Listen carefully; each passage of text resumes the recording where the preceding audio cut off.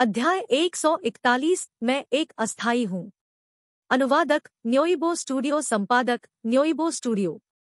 आप इस पर विश्वास नहीं करेंगे, कुछ बड़ा हो रहा है। हमारे सुरक्षाकर्मियों ने पत्रकारों के उस समूह को सभागार में भेजा, उनके उपकरण और फोन बलपूर्वक जब्त कर लिए और उन्हें कैदियों की तरह बंद कर दिया। लुओ के वर्कशॉप के कार्यालय की इमारत में एक गपशप करने वाली महिला कर्मचारी ने ऊपर के लोगों को खबर दी। पहले से ही पत्रकारों द्वारा नीचे की ओर पैदा की गई अशांति पर चर्चा करने वाली आवाजों की धीमी सुगबुगाहट से भरे कार्यालय में जल्द ही हंगामा शुरू हो गया। उन्होंने कहा, सुरक्षा विभाग को राष्ट्रपति शियाओ के अनुरोध पर कार्रवाई करनी चाहिए। राष्ट्रपति शियाओ क्या करना चाहते हैं?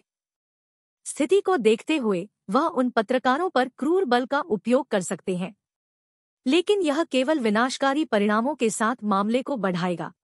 लोगों के चेहरे खौफजदा हो गए। यह इतना लापरवाह और गैर जिम्मेदाराना कदम था। क्या इससे संवाददाताओं के दावे को बल नहीं मिला कि लो की कार्यशाला एक खराब प्रतिष्ठा वाली एक छायादार कंपनी थी? अगले पल सभी विभाग प्रमुख एक साथ जियाओ लो के कार्यालय की ओर चले गए। जू गुआनसोंग विशेष रूप से व्यावहारिक रूप से पूरी गति से वहां स्प्रिंट किया गया। जैसे ही उन्होंने जियाओ लो के कार्यालय का दरवाजा खटखटाया और खोला, वे एक जीवंत चर्चा में फूट पड़े। प्राचीन काल में एक सम्राट को सलाह देने वाले मंत्रियों की तरह हर कोई एक शब्द कहने के लिए उत्सुक था। मुख्य संदेश यह था कि उन्हें पत्रकारों के साथ इस तरह का व्यवहार नहीं करना चाहिए, अन्यथा स्थिति और भी खराब हो जाएगी। उन्होंने कहा, राष्ट्रपति शियाओ, मैं इस मामले से निपटने के आपके तरीके का कड़ा विरोध करता हूँ। यह बहुत चरम है। लोग पहले ही लोगों की कार्यशाला को भीड़ के रूप में संदर्भित कर चुके हैं। आप जो कर रहे हैं वह निस्संदेह साबित करने जा रहा है कि वे सही है। जू गुआनसोंग भावनाओं के साथ असाधारण रूप से गर्म था, यहाँ तक कि उसका चेहरा भी लाल हो गया। लिन चोंगडोंग ने अपने होठों को पर्स किया और कहा, भले ही मुझे ये रिपोर्टर घृणित लगते हैं, फिर भी हम हिंसा का सहारा नहीं ले सकते, चाहे हम उनके बारे में कैसा भी महसूस करें। मुझे उम्मीद है कि आप चीजों पर विचार करेंगे और सावधानी से विचार करेंगे। जियाओ लो ने अपना लैपटॉप बंद कर दिया और अपनी पीठ के पीछे अपने हाथों के साथ खड़ा हो गया। उन्होंने भावहीन होकर कहा, आपकी आपत्तियां अमान्य है। जो कोई भी मेरे बारे में शिकायत करता है, मैं किसी भी समय आपके इस्तीफे का स्वागत करता हूँ। पब फ्यूचर द्वारा विज्ञापन। अपना भाषण देने के बाद जियाओ लो सीधे बाहर चले गए और अपने मंत्रियों को असहाय रूप से एक दूसरे को घूरने के लिए छोड़ दिया। जब से उन्होंने लो की कार्यशाला संभाली थी, जियाओ लो भेड़िए की भावना के साथ उद्यम का नेतृत्व करना चाहते थे। भेड़िए की आत्मा क्या थी? उनके दिमाग में इसे एक शब्द में संक्षेपित किया जा सकता है, निर्दयी। डर में वापस सिकुड़ने और कार्रवाई करने से डरने के बजाय उसे निर्दयी होना पड़ा और लो की कार्यशाला को भेड़ियों की मांद बनाना पड़ा।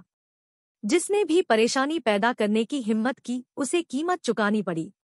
उपराष्ट्रपति जू, हमें क्या करना चाहिए? क्या हम वास्तव में राष्ट्रपति शियाओ को हमारे विरोध की परवाह किए बिना जारी रखने जा रहे हैं? एक कर्मचारी ने जू गुआनसोंग से पूछा। इससे पहले कि जू गुआनसोंग को जवाब देने का मौका मिलता, ली जिमिंग पहले जवाब देने के लिए दौड़े, कृपया स्थिति को इस तरह से तैयार न करें। मैं राष्ट्रपति शियाओ का समर्थन करता हूँ। तुम ठीक कह रहे हो। ये रिपोर्टर हमें धमकाने में बहुत आगे निकल गए हैं। उन्होंने सोचा कि हम पुशोवर हैं। अगर हम आज उन्हें सबक नहीं सिखाएंगे तो वे अपनी जगह सीखेंगे। बहन जिमिंग, चलो देखते हैं कि राष्ट्रपति जियाओ इन संवाददाताओं से कैसे निपटते हैं, लो क्यूई ने गुस्से से जलते हुए कहा।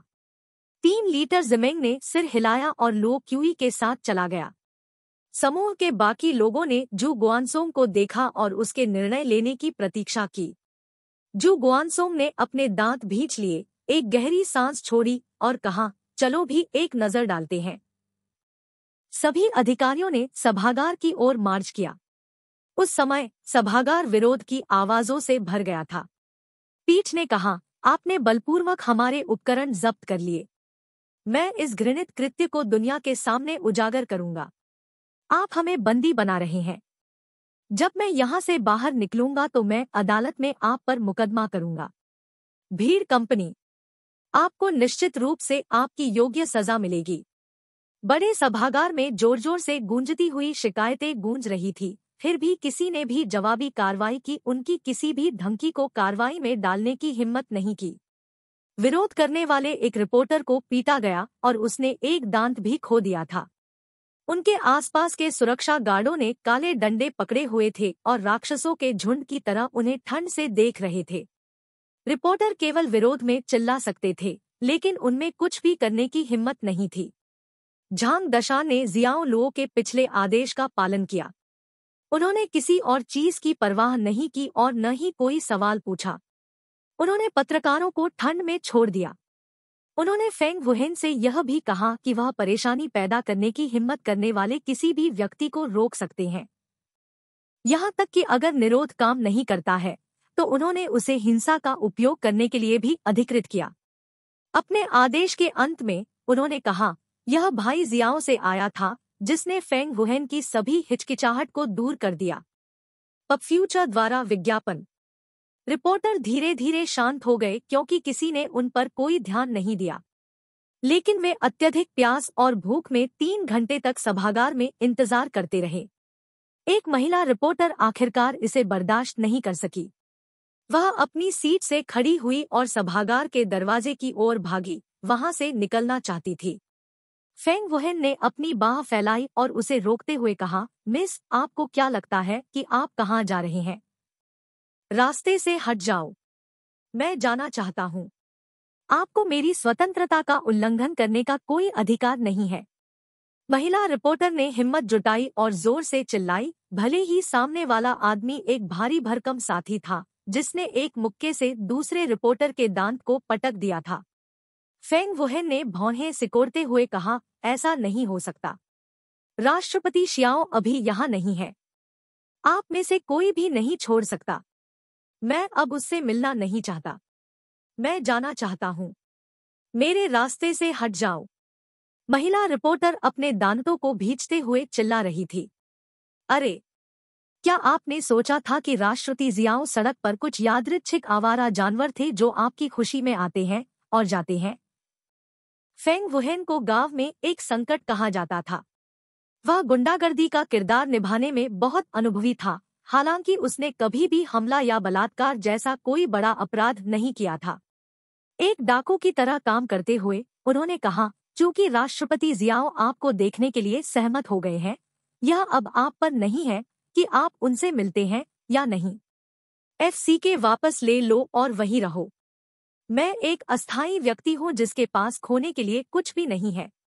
बल प्रयोग करने के लिए मुझ पर दबाव मत डालिए। वह शातिर चेहरे के साथ आगे बढ़ा और महिला रिपोर्टर को कई कदम पीछे धकेल दिया।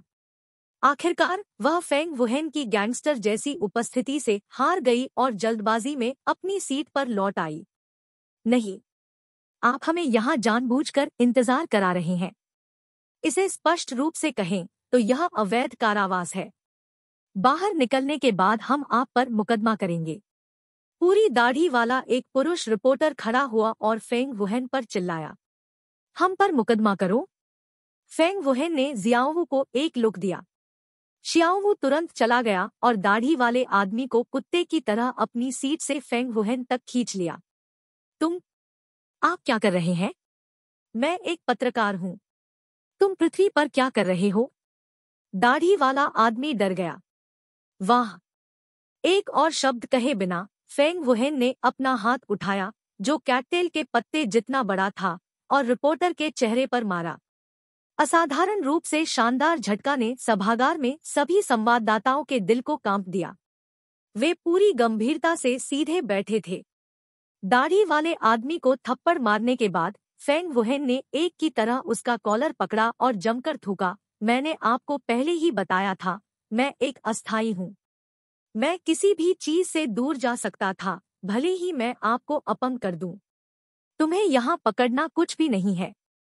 मैंने जैसा आदेश दिया था, आप अपना मुंह बंद कर लीजिए और चुपचाप अपनी सीट पर बैठकर राष्ट्रपति शियाओ का इंतजार कीजिए। फेंग वुहेन ने दाढ़ी वाले आदमी को दूर धकेल दिया। अपनी ठंडी आंखों से संवाददाताओं की बाकी भीड़ को स्कैन करते हुए वह बड़ा हुआ, अब और परेशानी पैदा न करें, अन्यथा मैं आप सभी को एक स्वाद दूंगा। अगर आप पानी पीना चाहते हैं तो ठीक है, कोने में एक पानी का डिस्पेंसर है, लेकिन अगर आपको पेशाब करने की आवश्यकता है तो आप इसे पकड़ लेंगे। आप इस सभागार को नहीं छोड़ेंगे। इससे कोई फर्क नहीं पड़ता कि राष्ट्रपति जियाओं के यहाँ आने से पहले क्या है। उनका अंतिम वाक्य लगभग एक दहाड़ था। उनके क्रूर चेहरे के साथ मेल खाते हुए इसका काफी निवारक प्रभाव था। किसी भी पत्रकार ने इससे ज्यादा कुछ कहने की हिम्मत नहीं की। वे अपनी वर्तमान स्थिति को स्पष्ट रूप से समझते थे। वे चॉपिंग बोर्ड पर मछली थे, पूरी तरह से उनके कैप्टन की दया पर। कुछ महिला रिपोर्टर पहले से ही डर के मारे कांप रही थी। अध्याय 142 आप अभी साक्षात्कार कर सकते हैं। 50 से अधिक संवाददाताओं को पूरे दिन सभागार में बंद रखा गया। रात के 7 बज चुके थे और उन्होंने सभागार में 8 घंटे बिताए थे। वे सभी बहुत भूखे और थके हुए थे। कुछ लोग बाथरूम जाने के लिए इतने उत्सुक थे कि उनके चेहरे बेचैनी में मुड़ गए। 8 घंटे की कैद के दौरान उन्हें शारीरिक और मानसिक रूप से काफी नुकसान उठाना पड़ा था और वे नर्वस ब्रेकडाउन के किनारे पर थे। कुछ लोगों ने दरवाजे से घुसने की कोशिश की, लेकिन उन्हें काली आंखों और टूटी हुई नाक के कारण बुरी तरह पीटा गया। सुरक्षा गार्डों ने महिलाओं पर कोई दया नहीं दिखाई और उनके चेहरे पर थप्पड़ मारा। फेंग वुहेन और उनके लोग जो सुरक्षा गार्ड की वर्दी पहने हुए थे, संवाददाताओं की नजर में किसी गिरोह से अलग नहीं लग रहे थे। कुछ महिला पत्रकार रोने लगी। फेंग वुहेन की क्रूरता की 8 घंटे की यातना से उनकी इच्छा लगभग कुचल गई थी, जिससे शौचालय के लिए थकावट, भूख और हताशा बढ़ गई थी। वे एक होल्डिंग सेल में कैदियों की तरह थे, बाहर की स्वतंत्र दुनिया के लिए सपने देख रहे थे और तरस रहे थे। अच्छी खबर, अच्छी खबर। राष्ट्रपति जियाओ, जिस व्यक्ति का आप साक्षात्कार करना चाहते हैं, आखिरकार आ रहा है। झांग दशान की तेज और कर्कश आवाज सुनाई दी। उनकी घोषणा पत्रकारों के कानों के लिए संगीत थी। वे सभी तुरंत उठ खड़े हुए क्योंकि उन्हें पता था कि पीड़ादायक इंतजार खत्म होने वाला है और वे जल्द ही यहाँ से बाहर निकलने में सक्षम होंगे। शियाओ लो धीरे धीरे अंदर आए और सीधे पोडियम पर चले गए। उन्होंने चमकीले लाल और सफेद पट्टी के साथ एक पतला, लंबी आस्तीन का काला स्वेटर पहना था। आस्तीन ऊपर की ओर झुकी हुई थी और उसके अग्रभाग दिखाए गए थे। उसके चिकने और गोरे चेहरे पर हल्की सी मुस्कान लटक रही थी। सभी संवाददाताओं को आश्चर्य हुआ और उन्होंने खुद से सोचा, क्या यह लो की कार्यशाला का प्रमुख था? वह इतना युवा कैसे हो सकता है? कोई आश्चर्य नहीं कि वे जियाओ लो से दंग रह गए। इस प्रकार की कंपनी का अध्यक्ष आमतौर पर एक मध्यम आयु वर्ग का व्यक्ति था। उन्होंने कभी भी इतने युवा सीईओ को नहीं देखा था। मुझे यकीन है कि आप सभी भूखे हैं। मेरे पास आपके लिए रात का खाना तैयार है। शियाओ लो ने संवाददाताओं की ओर देखते हुए बात की। उनकी आवाज फीकी पड़ने के ठीक बाद लो की कार्यशाला के कर्मचारियों ने ट्रॉलियों में धक्का दिया जो पेस्ट्री और डेसर्ट से भरे हुए थे और कमरे में हर रिपोर्टर को कई ताज़ा बेक्ड ब्रेड सौंप दिए। शियाओ लो का भी एक हिस्सा था। वह स्वाभाविक और शिष्ट तरीके से बैठ गया और पत्रकारों के सामने बड़े चाव से खाना खाने लगा। उन्होंने भोजन करते हुए कहा, लो की कार्यशाला एक ऐसी कंपनी है जो पके हुए माल का उत्पादन करती है। हमारे पास केवल आपकी सेवा करने के लिए ये है। आगे बढ़ो और इसे खाओ। रात का खाना खत्म करने के बाद आपको मेरा साक्षात्कार करने के लिए ऊर्जा की आवश्यकता होती है। काले फ्रेम का चश्मा पहने एक पुरुष रिपोर्टर ने तस्वीर खींची। वह जितना भूखा था, भूख आज उसके अपमान की तुलना में कुछ भी नहीं थी। उसने अपने सामने रोटी पकड़ी और अपनी पूरी ताकत के साथ उसे जमीन पर फेंक दिया, फिर उस पर बार बार पत्थर मारा और जियाओ लो पर गर्जने लगा, आपको ऐसा पाखंडी होने की आवश्यकता नहीं है। आपने हमें पूरे दिन के लिए यहाँ बंद कर दिया है। जब हम यहाँ से बाहर निकलेंगे तो समन प्राप्त करने की प्रतीक्षा करें। 50 से अधिक समन। मुझे विश्वास नहीं है कि आप जेल से दूर जा सकते हैं। जियाओ लो के चेहरे पर मुस्कान तुरंत एक उदास रूप में बदल गई। उन्होंने कहा, मैं उन लोगों से नफरत करता हूं जो भोजन को सबसे ज्यादा बर्बाद करते हैं। पब फ्यूचर द्वारा विज्ञापन। फेंग वुहेन ने एक शातिर चेहरा रखा और एक बड़ा कदम आगे बढ़ाया। उसने काले फ्रेम के चश्मे वाले लड़के की ओर इशारा किया और चिल्लाया, रोटी उठाओ। उन्होंने हर शब्द को खतरनाक ढंग से प्रतिपादित किया। काले फ्रेम के चश्मे वाला लड़का थोड़ा कांप रहा था। फेंग वुहेन की निरंकुश शक्ति से वश में उसने अनिच्छा से रोटी उठा ली। इसे खाओ। दो बेतुके शब्द सुनाई दिए। यह फेंग वुहेन का नहीं, बल्कि शियाओ लुओ का था, जो मंच पर खड़े थे। उनकी आवाज नरम और शांत थी, फिर भी उपस्थित हर रिपोर्टर को उनकी आत्माओं की गहराई से भय के साथ एक तरकश महसूस करने के लिए पर्याप्त थी। जियाओ लुओ ने शुरू में उनके दिमाग में एक परिष्कृत, विनम्र और मिलनसार छाप छोड़ी, लेकिन इस समय यह छवि अचानक ढह गई। उन्हें एहसास हुआ कि यह ये सुरक्षा गार्ड नहीं थे जो क्रूर थे, बल्कि यह हानिरहित युवा बॉस था। काले फ्रेम के चश्मे वाले लड़के का चेहरा अचानक बदल गया। कांपते हुए उन्होंने मंच पर जियाओ लुओ को देखा और बोलने की कोशिश की, तुम। उन्होंने कभी उम्मीद नहीं की थी कि विनम्र और अच्छे विनोदी जियाओ लुओ इतने कठोर और क्रूर व्यक्ति होंगे जिन्होंने उन्हें गंदी रोटी खाने के लिए कहा जो पैर से कांप रही थी। वह जानबूझकर उसे सार्वजनिक रूप से अपमानित कर रहा था। तुम क्या? भाई शियाओ ने तुम्हें रोटी खाने के लिए कहा। क्या तुमने उसे नहीं सुना? फेंग वुहेन ने जहर के साथ कहा। अपनी क्रूर विशेषताओं के साथ उन्होंने एक भयंकर रूप दिया। फेंग वुहेन के लिए डर बाकी सब कुछ से आगे निकल गया।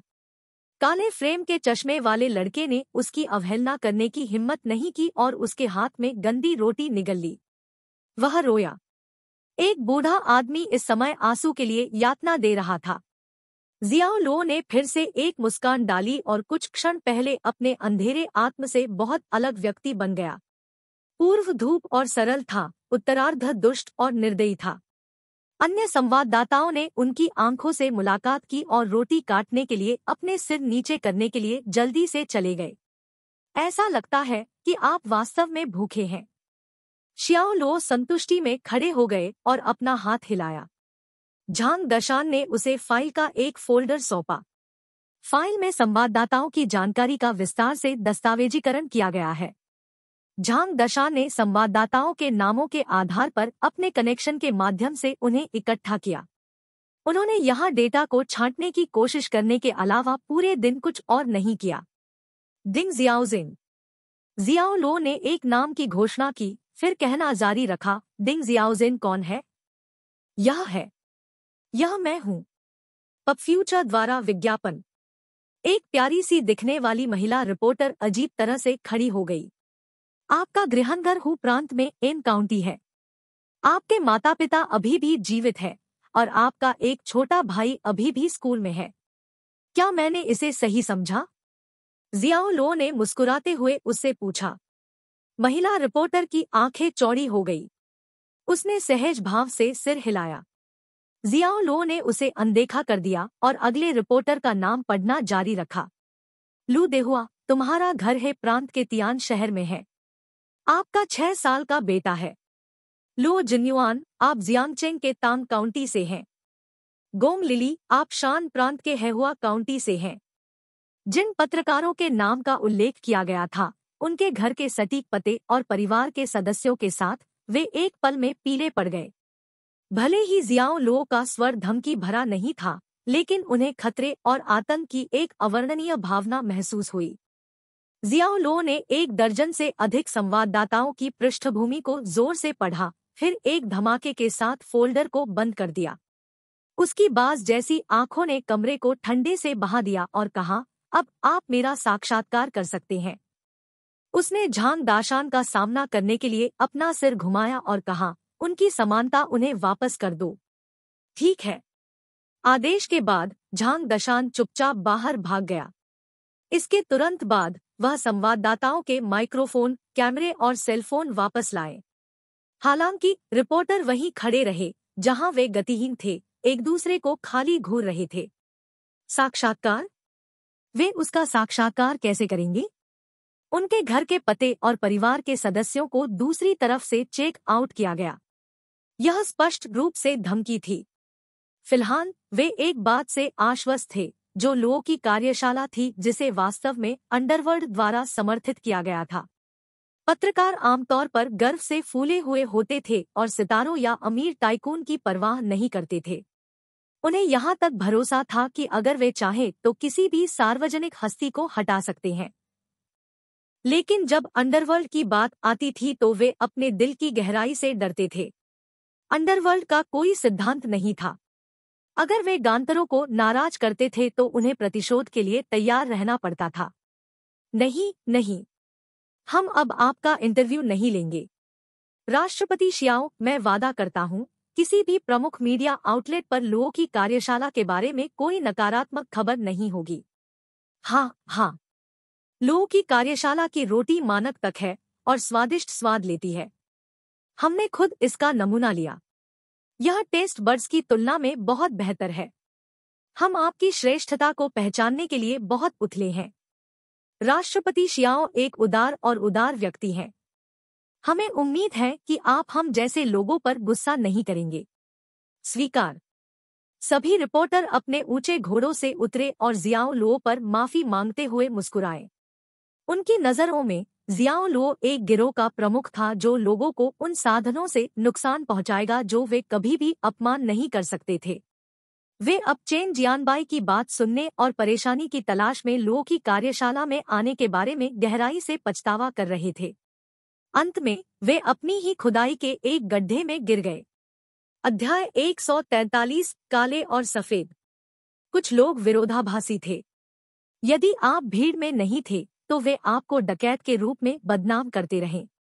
हालांकि जब उन्हें एहसास हुआ कि आप वास्तव में भीड़ में थे तो वे उन दुर्भाग्यों के विचार से डर गए जो उन पर पड़ सकते हैं और कोई कार्रवाई करने से डरते थे।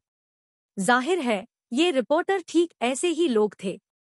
जब लोगों की कार्यशाला ने दरवाजा खोला और उन्हें जाने दिया तो वे कैदियों की तरह थे जिन्होंने सलाखों के पीछे वर्षों बिताए थे। वे इतने उत्साहित थे कि उनकी आंखों में आंसू थे। स्वतंत्रता की हवा में सांस लेते हुए और महान पीड़ा से भागते हुए उन्होंने कसम खाई कि वे अपने जीवन के बाकी हिस्सों के लिए लोगों की कार्यशाला में फिर कभी नहीं आएंगे। इस प्रकार संवाददाताओं द्वारा पैदा किया गया उपद्रव शांत हो गया। लोगों की कार्यशाला के सभी अधिकारी जियाओ लो की रणनीति पर हक्का-बक्का रह गए और प्रशंसा से भर गए। क्या गड़बड़ है? जू गुआनसोंग अपना सिर हिलाते हुए चले गए। वह इस मामले को संभालने के जियो लो के तरीके से सहमत नहीं थे, हालांकि परिणाम उनके लिए फायदेमंद था। राष्ट्रपति जियाओ हमेशा इतने जोश और दृढ़ता से काम करते हैं। यह बहुत भयानक है। मैं भविष्य में राष्ट्रपति शियाओ के साथ मजबूती से खड़ा रहूंगा, लिन चोंगडोंग ने उत्साहपूर्वक कहा। उन्होंने संवाददाताओं से निपटने की पूरी प्रक्रिया को देखने के बाद अपने पूरे दिल से शियाओ लो की प्रशंसा की। उन्होंने जो देखा था उसने वर्तमान में ऑनलाइन प्रसारित होने वाली कहावत की पुष्टि की, राष्ट्रपति जियाओ से अधिक चतुर कोई नहीं है। वह अथक और मितभाषी है। उन्होंने उन पत्रकारों को संभाला जो परेशानी की तलाश में आए थे और उन्हें आज्ञाकारी और विनम्र बना दिया। वह कितना भयंकर था। उन्होंने कहा, बिग बॉस हमेशा बोल्ड और साहसी थे। मैं खुद को पूरी तरह से उसके साथ प्यार में पड़ रहा हूँ। लू क्यूई ने एक युवा लड़की की तरह आंख मारी और पहले प्यार के बारे में सोचना शुरू कर दिया। एक तरफ खड़े होकर ली जिमेंग ने लो क्यूई पर एक चकाचौंध शूट की और कहा, उसके जैसे उत्कृष्ट व्यक्ति के पास शायद पहले से ही एक प्रेमिका है। इससे कोई फर्क नहीं पड़ता। मैं अभी भी उसकी लड़की हो सकती थी। है लो क्यूई हंसे। ली जिमेंग उसके जवाब से हैरान रह गया। भले ही संवाददाताओं के साथ हलचल खत्म हो गई थी, लेकिन लो की कार्यशाला जिस संकट का सामना कर रही थी वह अभी तक हल नहीं हुआ था। अदालत की तारीख उनके ऊपर लटकने वाली एक विशाल, निर्दयी और तेज कुल्हाड़ी की तरह थी जो लो की कार्यशाला के सिर को काटने के लिए तैयार थी। एक बार चेन जियानबाई को डराने और सबूत गढ़ने के आरोपों की पुष्टि होने के बाद लो की कार्यशाला को जियांगचेंग में पैर जमाने का एक और मौका नहीं मिलेगा। यह एक धुआं रहित युद्ध था। हालांकि शियाओ लो को जीतना पड़ा। अन्यथा हालांकि हार उसका स्वागत कर सकती है वह किसी भी तरह से इसे स्वीकार नहीं करेगा। पपफ्यूचर द्वारा विज्ञापन। जब वह कार्यालय में बैठे थे और चुपचाप सोच रहे थे कि ज्वार को कैसे मोड़ा जाए, झांग दशान ने उन्हें फोन किया। लाओ शियाओ, आपका अनुमान सही निकला। झांग डोंगहाई वास्तव में अस्पष्ट है। किसने सोचा था कि वह कारखाने में ओवन में धांधली करना चाहता है? मदर कर शुक्र है मेरी नजर उस पर थी, अन्यथा वह अपना रास्ता बना सकता था। झांग दशान की असंतुष्ट आवाज फोन के दूसरी तरफ से आई। शियाओ लो इस खबर से बिल्कुल भी हैरान नहीं थे। वह कुछ समय पहले एक रात सिस्टम स्टोर में ब्राउज कर रहा था और हैकिंग क्षमता के लिए 800 अंक भुना रहा था। इसके बाद उसने दूरसंचार कंपनी के ग्राहक प्रबंधन प्रणाली को हैक कर लिया और लो की कार्यशाला के सभी उपाध्यक्षों के फोन की निगरानी की। यह अत्यधिक प्रभावी था, यद्यपि अनैतिक।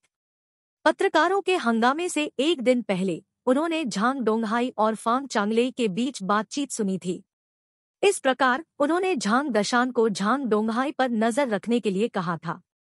अप्रत्याशित रूप से झांग डोंगहाई ने इतने कम समय में इस योजना को कार्रवाई में डाल दिया था। अब वह कहाँ है? जियाओ लो ने पूछा। वह कारखाने के गोदाम में है। भाई फेंग और कुछ अन्य लोग उसे अभी सबक सिखा रहे हैं, झांग दशान ने कहा। मैं 1 मिनट में आऊंगा। जियाओ लो लटक गया, आर्मचेयर पर लटकी जैकेट पहन लिया और कारखाने में भाग गया। कारखाने का गोदाम मंद रोशनी में था और एक डरावना एहसास दे रहा था। अपने सूट में मोटा दिख रहा था। झांग डोंगहाई बहुत ही शर्मनाक स्थिति में जमीन पर लेट गया। उसकी नाक और मुंह दोनों से खून बह रहा था और उसके कपड़े धूल में ढके हुए थे। उसे फेंग वुहेन और 4 अन्य लोगों ने पीटा था। अधीक्षक झांग, मुझे नहीं पता कि आपको क्या कहना है। लाओ जियाओ के लिए काम करने में क्या गलत है? आपको टेस्ट बड्स के लिए एक कमी क्यों होनी चाहिए? अपने चेहरे पर ईमानदारी से अफसोस के साथ झांग दाशान झांग डोंगहाई के सामने झुक गया और कहा, आपका अंतिम नाम भी झांग है। हम एक ही परिवार से भी आ सकते हैं, जब हम बहुत पहले आते थे। तुम्हें इस हद तक पिटता देख मेरा दिल वास्तव में दुखता है। ओ, जल्द या बाद में चीजें आपके किराए के ठगों के लिए अच्छी तरह से समाप्त नहीं होंगी। झांग डोंगहाई ने झांग दशान के चेहरे पर थूक दिया। अपनी सामान्य चाटुकार छवि के विपरीत वह अब आश्चर्यजनक रूप से साहसी और निडर लग रहा था। झांग दशान ने अपने चेहरे से थूक पोंछा। उसकी पलकें हिलने लगी क्योंकि उसकी अभिव्यक्ति शातिर हो गई थी। उन्होंने कहा, झांग डोंगहाई, आपको लोगों की कार्यशाला से वेतन मिलता है, फिर भी गुप्त रूप से टेस्ट बड्स के लिए काम करते हैं। क्या आपको लगता है कि आप यहाँ समझदार हैं? क्या आप नहीं जानते कि यह कॉर्पोरेट जासूसी है? कानून आपको उत्तरदायी बना देगा। आपको लगता है कि मुझे जिम्मेदार ठहराया जाएगा? हाँ। इस बयान को सुनकर झांग डोंगहाई हंसी का मजाक उड़ाने लगा, जैसे कि उसने सिर्फ एक प्रफुल्लित करने वाला मजाक सुना हो। फिर उसका चेहरा डूब गया और उसने झांग दशान से धमकी देते हुए कहा, आप अभी मुझ पर अवैध रूप से हमला कर रहे हैं। कानून के बारे में बात करने की हिम्मत कैसे हुई? यह हास्यास्पद है। झांग दशान एक पल के लिए जीप से बंधा हुआ था। वह केवल अपने अंगूठे को पकड़ सकता था और प्रशंसा के साथ कह सकता था, ठीक है, आप बहुत अच्छे हैं। मैं तुम्हारे साथ एक बहस नहीं जीत सकता। भाई झांग, रास्ते से हट जाओ। मुझे विश्वास नहीं हो रहा है कि हम उसे सबक नहीं सिखा सकते। पपफ्यूचर द्वारा विज्ञापन। फेंग वुहेन गुस्से में था। वह आगे आया और झांग डोंगहाई के पेट पर लात मारी। यह एक जोरदार झटका था। अचानक झांग डोंगहाई ने महसूस किया कि उसकी आंत टूट रही है। कष्टदायी दर्द में उसने एक रक्तकलिंग चीख निकाली। जाने दो, यह उसे डराने के लिए पर्याप्त है। आइए किसी भी आंतरिक रक्तस्राव का कारण न बने और खुद को और अधिक परेशानी दे। हालांकि झांग दशान का स्वभाव क्रूर था, लेकिन उसे झांग डोंगहाई पर थोड़ी दया जरूर आई, लेकिन सिर्फ इसलिए कि पिटाई करने के बाद भी वह रीढ़ की हड्डी वाले आदमी की तरह दिखता था। फेंग वुहेन ने अपना पैर पीछे खींच लिया, पीछे मुड़ा और पीछे हट गया। इसके तुरंत बाद शियाओ लो सफेद शर्ट के साथ काले रंग की जैकेट पहने हुए गोदाम में पहुंचे। वह अपनी पीठ के पीछे हाथ रखकर खड़ा था और जमीन पर पड़े झांग डोंगहाई को नीचे देख रहा था। उसे एक स्टूल दे दो। हाँ। फेंग वुहेन ने अपना हाथ हिलाया। जियाओवू ने गोदाम के कोने से एक स्टूल लाया और झांग डोंगहाई को उस पर उठने और बैठने में मदद की। जियाओ लो को देखकर झांग डोंगहाई ने मुस्कुराते हुए कहा, राष्ट्रपति जियाओ, आप आखिरकार यहाँ हैं। तुम्हारी लाखियों ने मुझे लगभग पीट पीट कर मार डाला। अपराध बोध तो दूर, उसकी आंखों में घबराहट या डर का एक कतरा भी नहीं था। वह प्राचीन काल में जेल में फेंक दिए गए एक बलिदानी व्यक्ति की तरह था, जिसने अपने अत्याचारियों को पूर्ति की अपनी बहुप्रतीक्षित भावना खो दी थी। जियाओ लो बेहोश मुस्कुराया और कहा, आप गलत हैं। वे सभी मेरे भाई हैं। इस एक सीधे वाक्य ने झांग दाशान और फेंग वुहेन के दिलों में रहने वाली सभी अप्रिय भावनाओं और शिकायतों को दूर कर दिया। क्या यह सही है? ऐसा लगता है कि आप लोग भीड़ हैं। झांग डोंगहाई ने शांति से और जल्दबाजी में जवाब दिया। फिर से गलत। इस दुनिया में पूर्ण काले और सफेद जैसी कोई चीज नहीं है, केवल पूर्ण रुचि। क्योंकि आपने अन्य लोगों के हितों का उल्लंघन किया है, इसलिए आपको कीमत चुकाने के लिए तैयार रहना होगा, जियो लो ने कहा। झांग डोंगहाई ने तिरस्कार में व्यंग्य किया। एक गंभीर चेहरे के साथ जियाओ लो ने कहा, मेरा आपके साथ बकवास करने का कोई इरादा नहीं है। बस एक सवाल, क्या आप मुझे फांग चांगले के खिलाफ गवाही देने में मदद कर सकते हैं? किस बात की गवाही दो? अनुचित प्रतिस्पर्धा के लिए। क्या आपको लगता है कि यह संभव है? हाँ, झांग डोंगहाई जोर से हंसे। उसका चेहरा तिरस्कार से भर गया। क्या तुम मना करते हो? बिल्कुल। मैं राष्ट्रपति फेंग का ऋणी हूँ। कोई रास्ता नहीं है कि मैं उसे धोखा दूं। एक सौम्य मुस्कान के साथ जियाओ लो ने शांत लालित्य के स्वर में कहा, आप मेरे प्रस्ताव को स्वीकार करेंगे। फिर उसने अपनी जेब से कागज का एक टुकड़ा निकाला और फेंग वुहेन को देते हुए कहा, इस जगह पर जाओ। उसकी पत्नी और बच्चे को उठाओ और उन्हें कंपनी में वापस लाओ। अध्याय 144 कोने के चारों ओर अदालत सत्र। अनुवादक न्योइबो स्टूडियो, संपादक न्योइबो स्टूडियो। शियाओ लो की आज्ञा सुनकर झांग डोंगहाई की आंखों में घबराहट का स्पर्श दिखाई दिया। उसका शरीर अनैच्छिक रूप से कांप रहा था और उसने अस्थिर आवाज में पूछा, आप क्या करना चाहते हैं? जियाओ लो ने उसे शांति से देखा और कहा, मैंने अभी आपको बताया था, इस दुनिया में कोई काला और सफेद नहीं है। काले और सफेद मन की स्थिति के अलावा कुछ भी नहीं है। मैं लोगों की कार्यशाला पर अपना पूरा भविष्य दाव लगाता हूँ, इसलिए जो कोई भी इसके विकास में बाधा डालता है वह मेरा दुश्मन है। मैं अपने शत्रुओं के प्रति कभी भी नरम दिल या दयालु नहीं होऊंगा। दुर्भाग्य से तुम, झांग डोंगहाई, अभी मेरे दुश्मन है। उन्होंने ये टिप्पणियां नरम और सौम्य आवाज में की। फिर भी झांग डोंगहाई, झांग दशान और अन्य सभी ने शुद्ध आतंक की भावना महसूस की जिसने रीढ़ की हड्डी को ठंडा कर दिया। झांग डोंगहाई की आंखें चौड़ी हो गई। वह ठंडे पसीने में डर गया और कहा, तुम एक शैतान हो।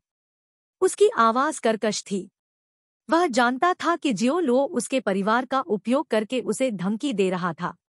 अपनी आंखें ठंडी और ठंडी होने के साथ जियाओ लो मुस्कुराया और फिर से मांग की, क्या आप फांग चांगले के खिलाफ गवाही देने में मेरी मदद करने के लिए सहमत होंगे? झांग डोंगहाई ने एक कड़वी मुस्कान को मजबूर किया और जवाब दिया, मैं नहीं कर सकता। अगर मैं फांग चांगले के खिलाफ गवाही देता हूँ तो ड्रैगन गैंग मुझे कभी जाने नहीं देगा। मेरे परिवार की तो बात ही छोड़ दीजिए। यह वह चीज थी जिससे वह सबसे ज्यादा डरता था। क्योंकि उसे झांग दशान ने रंगे हाथों पकड़ लिया था, इसलिए समझाने के लिए कुछ भी नहीं था। लेकिन अगर वह फांग चांगले के खिलाफ गवाही देता है तो वह और उसका परिवार निस्संदेह प्रतिशोध का सामना करेंगे। उन्होंने कहा, आपको इस बारे में चिंता करने की जरूरत नहीं है। आपके परिवार को अच्छी तरह से संरक्षित किया जाएगा, जियो लो ने कहा। फिर उन्होंने धीरे से कहा, सब कुछ खत्म होने के बाद मैं आपको $2 मिलियन दूंगा और आपको और आपके परिवार को दूर स्थान पर भागने दूंगा। ड्रैगन गैंग जितना शक्तिशाली हो सकता है, वे केवल जियांगचेंग के भीतर काम कर सकते हैं। एक बार क्षेत्र छोड़ने के बाद आपको उनसे डरने की जरूरत नहीं है। क्या आप यह वादा कर सकते हैं? झांग डोंगहाई ने महसूस किया कि उन्हें इस हताश स्थिति में पकड़ने के लिए एक तिनका सौंप दिया गया था। मैं वादा करता हूँ, जियाओ लो ने कहा। झांग डोंगहाई एक पल के लिए आश्चर्यचकित था। फिर कुछ सेकंड पहले उसके चेहरे पर दिखाई देने वाली चमक फिर से मंद हो गई। उन्होंने कहा, मुझे नहीं लगता कि आपके पास इस तरह की ताकत है। ड्रैगन गैंग जियांगचेंग में सबसे शक्तिशाली भूमिगत बल है। आप उनसे कैसे लड़ सकते हैं? मैं उनसे नहीं लड़ रहा हूँ। मैं फांग चांगलेई से लड़ रहा हूँ। यह एक ही बात है, झांग डोंगहाई ने निराशाजनक और उदास महसूस करते हुए जवाब दिया। पब फ्यूचर द्वारा विज्ञापन। जियाओ लो ने थोड़ी देर के लिए उसे देखा और कहा, जीवन मौके का खेल है। आपको इस बार जुआ खेलना है। मेरे पास कोई और विकल्प नहीं है। झांग डोंगहाई गहरे दुख के साथ मुस्कुराया। जियाओ लो ने गंभीरता से सिर हिलाया और एक अकाट्य स्वर में जवाब दिया, आपके पास कोई और विकल्प नहीं है।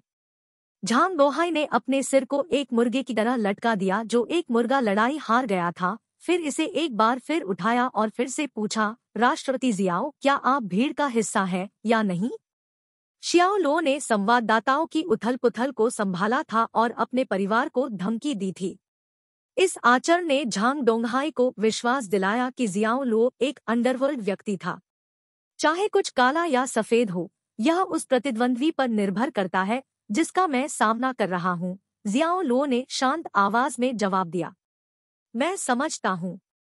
झांग डोंगहाई ने विरोध करना छोड़ दिया और जियाओ लो की नाव पर सवार होने का फैसला किया। निवास पर वापस जियाओ लो और झांग दशान पेंटहाउस की बालकनी पर खड़े थे। हवा का सामना करते हुए उन्होंने जियांगचेंग के इस दूरस्थ क्षेत्र के रात के दृश्य को अनदेखा कर दिया। एक ट्रेन गरजकर स्टेशन में आ गई। रात के अंधेरे में लंबी ट्रेन एक विशालकाय अजगर की तरह लग रही थी जो रेलवे को रौंदते हुए चमक रही थी। झांग दाशान ने एक सिगरेट जलाई और कहा, आपने वास्तव में मुझे एक व्यापारी होने के पहले चरण की अंतरंग समझ हासिल करने में मदद की है। शियाओ लुओ ने हल्के से हंसते हुए कहा, लेकिन कोई जवाब नहीं दिया। वह जानता था कि झांग दशान कह रहा था कि वह अपने परिवारों का उपयोग करके लोगों को धमकी देकर बहुत दूर चला गया होगा। यह रणनीति भीड़ की तरह ही बेईमान थी, लेकिन उसके पास कोई विकल्प नहीं था। वह सफल होना चाहता था। जब उसका अस्तित्व ही दांव पर लगा था तो कुछ अपरंपरागत तरीकों का उपयोग करना आवश्यक था। झांग दशान ने जियाओ लुओ की उदासीन अभिव्यक्ति को देखा और विषय को बदल दिया। उन्होंने कहा, वैसे तो 2 दिन में अदालत का सत्र खुलने वाला है। क्या आपने गे झोंगटियन के साथ चीजों पर चर्चा की है और उन्हें लुओ की कार्यशाला के वकील बनने के लिए कहा है? यह आवश्यक नहीं है। शियाओ लुओ ने सिर हिलाते हुए कहा, आप अदालत में हमारे मामले का बचाव करेंगे। क्या बात है? चकित झांग दशान ने अपनी सिगरेट जमीन पर गिरा दी। उसकी आंखें चौड़ी हो गई और उसने कहा, क्या तुमने अपना दिमाग खो दिया है? मुझे उन शीर्ष वकीलों के साथ सामना करने के लिए कह रहा हूँ। मैं किसी भी तरह से ऐसा करने के लिए तैयार नहीं हूँ। आप किस बारे में घबरा रहे हैं? माँ, मैं कैसे नहीं घबरा सकता। मेरे पास महिलाओं के आसपास अपने तरीके हो सकते हैं, लेकिन एक असली वकील की तरह अदालत में लोगों की कार्यशाला का बचाव करना, मेरे पास उस तरह की वकील सामग्री नहीं है। पब फ्यूचर द्वारा विज्ञापन। चिंता मत करो, यह मैं हूँ जो असली काम करेगा, जियाओ लुओ ने मुस्कान के साथ जवाब दिया। जियाओ लुओ के शब्दों ने झांग दशान को चकित कर दिया। क्या मतलब है भाई? क्या आप मुझे समझा सकते हैं? झांग दशान अपनी आंखें घुमाए बिना नहीं रह सका। क्या आपने कभी एनिमेटेड शो डिटेक्टिव कॉनन देखा है? उन्होंने कहा, जब मैं बोर हो गया था तो मैंने कुछ एपिसोड देखे। मुझे इसमें कोई दिलचस्पी नहीं है। यह हमेशा एक ही कहानी है, मौरी कोगोरू को बेहोश किया जाता है। फिर कॉनन मौरी की ओर से अपराध को हल करता है। 1-2 बार जब लड़की को संदेह होने लगा तो मैं उम्मीद कर रहा था कि कॉनन की चाल का पता चल जाएगा, लेकिन कुछ भी नहीं हुआ। फिर वही भूखंड संरचना बस फिर से शुरू होती है। इसे देखकर मुझे गुस्सा आता है। इसे समझाना आसान है क्योंकि आपने इसे देखा है, जियाओ लो ने एक गंभीर अभिव्यक्ति के साथ कहा। जब हमारा अदालत सत्र खुलता है तो आप मौरी कोगोरू का किरदार निभाएंगे और मैं कॉनन बनूंगा। यह सुनकर झांग दशान का चेहरा आशंका से भर गया। उसने पूछा, भाई आप पृथ्वी पर क्या करने की योजना बना रहे हैं? मेरा मतलब है, आप परीक्षण के दिन एक ईयरपीस पहनेंगे। मैं आपको दूर से जो कुछ भी कहने की जरूरत है वह बताऊंगा ताकि आप मेरी ओर से लो की कार्यशाला का बचाव कर सकें, जियाओ लो ने जवाब दिया। झांग दाशान ने शियाओ लो को एक एलियन की तरह देखा और कहा, क्या आप परेशानी की तलाश में हैं? क्या आप वकील बनने जा रहे हैं? क्या आपने सीखा है कि अदालत में अपना बचाव कैसे किया जाए? मैंने नहीं किया, लेकिन मुझे विश्वास है कि मैं यह कर सकता हूँ। शियाओ लो ने दूर से देखते हुए कहा, ठीक है, हमें अभी भी कुछ महत्वपूर्ण फाइलें और सबूत इकट्ठा करने की आवश्यकता है। आपको इसे मेरे साथ मिलकर करना चाहिए ताकि आप अदालत में पूरी तरह से खाली न हो। क्या आप गंभीर हैं? क्या मुझे लगता है कि मैं आपसे मजाक कर रहा हूँ? फिर आप खुद अदालत में पेश क्यों नहीं हो सकते? उन्होंने कहा, मैंने ऐसे काम किए हैं जो वैध और अवैध दोनों हैं। इस तरह की सार्वजनिक उपस्थिति मुझे शोभा नहीं देती। आप अलग हैं। आपका रिकॉर्ड साफ है। जियाओ लो ने एक सार्थक मुस्कान के साथ उसे देखा। फिर वह मुड़ा और कमरे के अंदर चला गया। तेजी से 2 दिन बीत गए। फिर जियांगचेंग पीपुल्स कोर्ट में लो की कार्यशाला बनाम चेन जियानबाई के मानहानि मामले में एक और सुनवाई हुई। परीक्षण आम जनता के लिए खुला और सुलभ था। सार्वजनिक गैलरी न केवल फेंग चांगलेई और टेस्ट बर्ड्स के अधिकारियों से भरी हुई थी, बल्कि जू गुआनसोंग, लिन चोंगडोंग, लो क्यूई और लो की कार्यशाला के अन्य कर्मचारियों से भी भरी हुई थी। यह क्षमता के अनुसार पैक किया गया था। उन्होंने कहा, उपराष्ट्रपति जू, आपके राष्ट्रपति शियाओ आज क्यों नहीं आए? क्या वह पहले से ही डर में पीछे हट रहा है? हाहा, फांग चंगलेई ने ताना मारा। भले ही उन्हें नहीं पता था कि जियाओ लो ने पिछली बार विघटनकारी संवाददाताओं को कैसे दूर कर दिया था, लेकिन वह इस बार अदालत में जीतने के लिए आश्वस्त और दृढ़ थे। जो कुछ वह देख सकता था, लो की कार्यशाला उनके लिए बाहर गई थी, लेकिन घर वापस आ गई। जू गुआनसोंग की अभिव्यक्ति जटिल थी। उन्होंने बोलने से परहेज किया। बहरहाल वह यह भी उत्सुक था कि जियाओ लो क्यों छिप जाएगा। वह लो की कार्यशाला के जीवन और मृत्यु के लिए महत्वपूर्ण अदालत की सुनवाई में झांग दशान को रक्षक की भूमिका क्यों निभाने देगा? उनकी राय में यहाँ तक कि सड़क पर एक यादृच्छिक वकील भी झांग दशान से बेहतर होगा। वे इस मामले को कैसे जीत सकते हैं? लो की कार्यशाला के कानूनी विभाग के प्रमुख झांग योंग भी गैलरी में थे। हालांकि वह जियो लो की योजना से हैरान भी थे, लेकिन उन्होंने काफी राहत महसूस की। यह अब उसका काम नहीं होगा, चाहे परीक्षण का परिणाम कुछ भी हो। अध्याय 145 संदेह। अनुवादक न्योइबो स्टूडियो, संपादक न्योइबो स्टूडियो। क्या लो की कार्यशाला ने रिपोर्टर चेन जियानबाई को अपनी प्रतिष्ठा बहाल करने के लिए झूठे सबूत गढ़ने के लिए धमकी दी और मजबूर किया?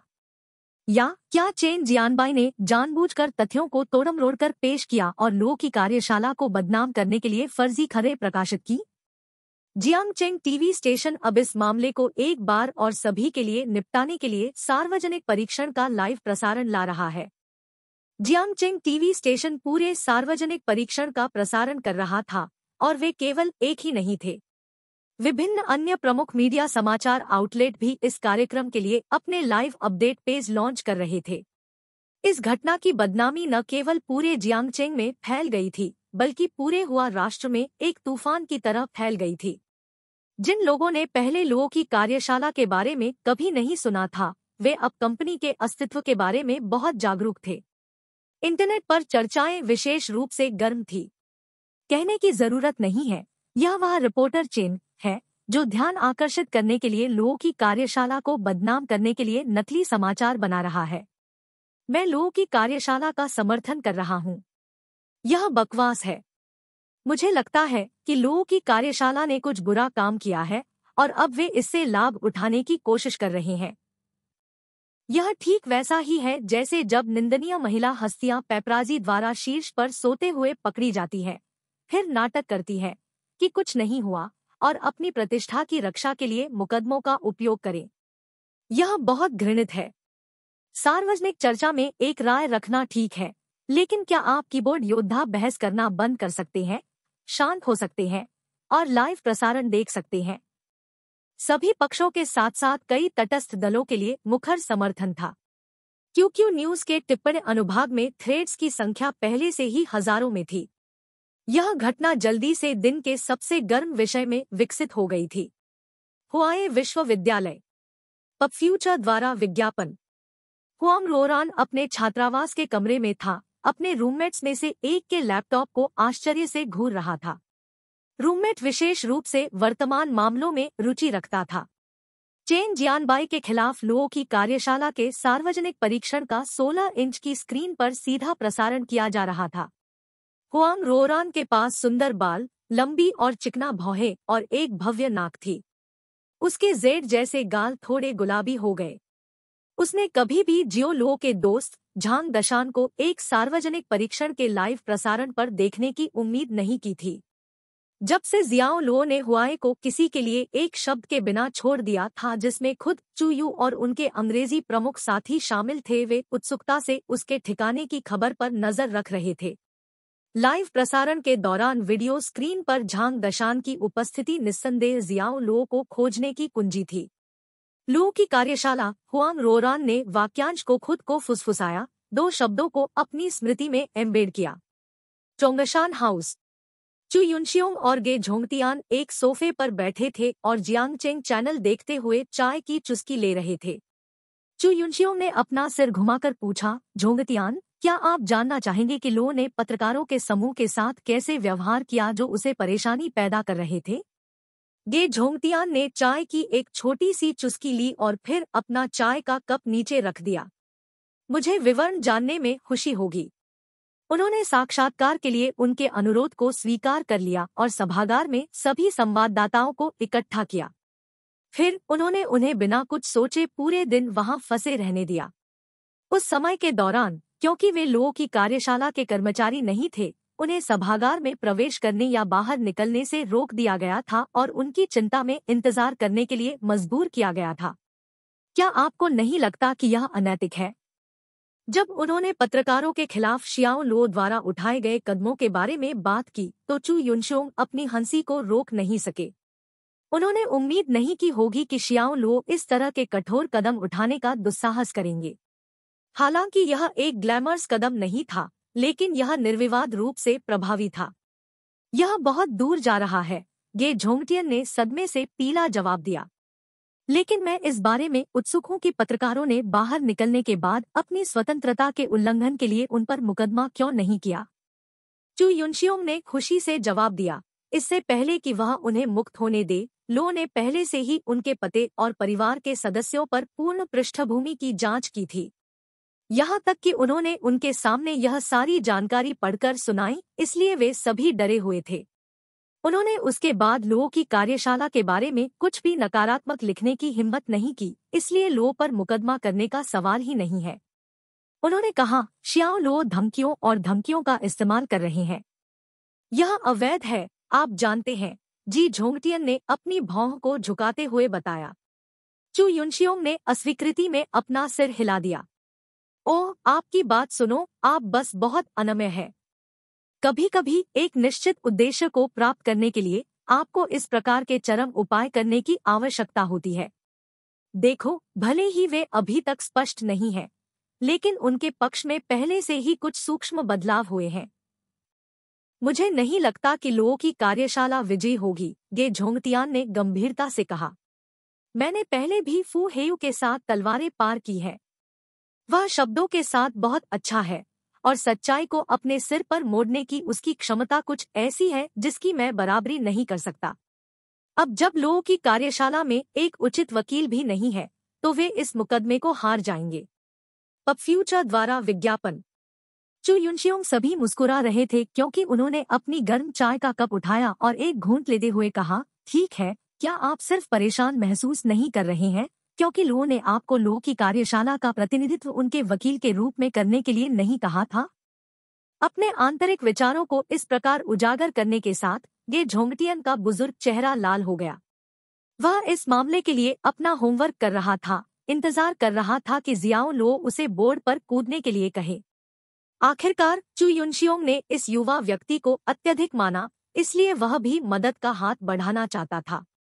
इसके अलावा फू हेयू के खिलाफ उनकी कुछ व्यक्तिगत शिकायत थी, इसलिए सितारों को उनके लिए संरेखित किया गया था और उन्हें भाग लेने के लिए सिर्फ निमंत्रण की आवश्यकता थी। अंत में हालांकि उन्हें आमंत्रित नहीं किया गया था, इसलिए यह कारण था कि वह उदास थे। चलो बस यहाँ की कार्यवाही को किनारे से देखते हैं।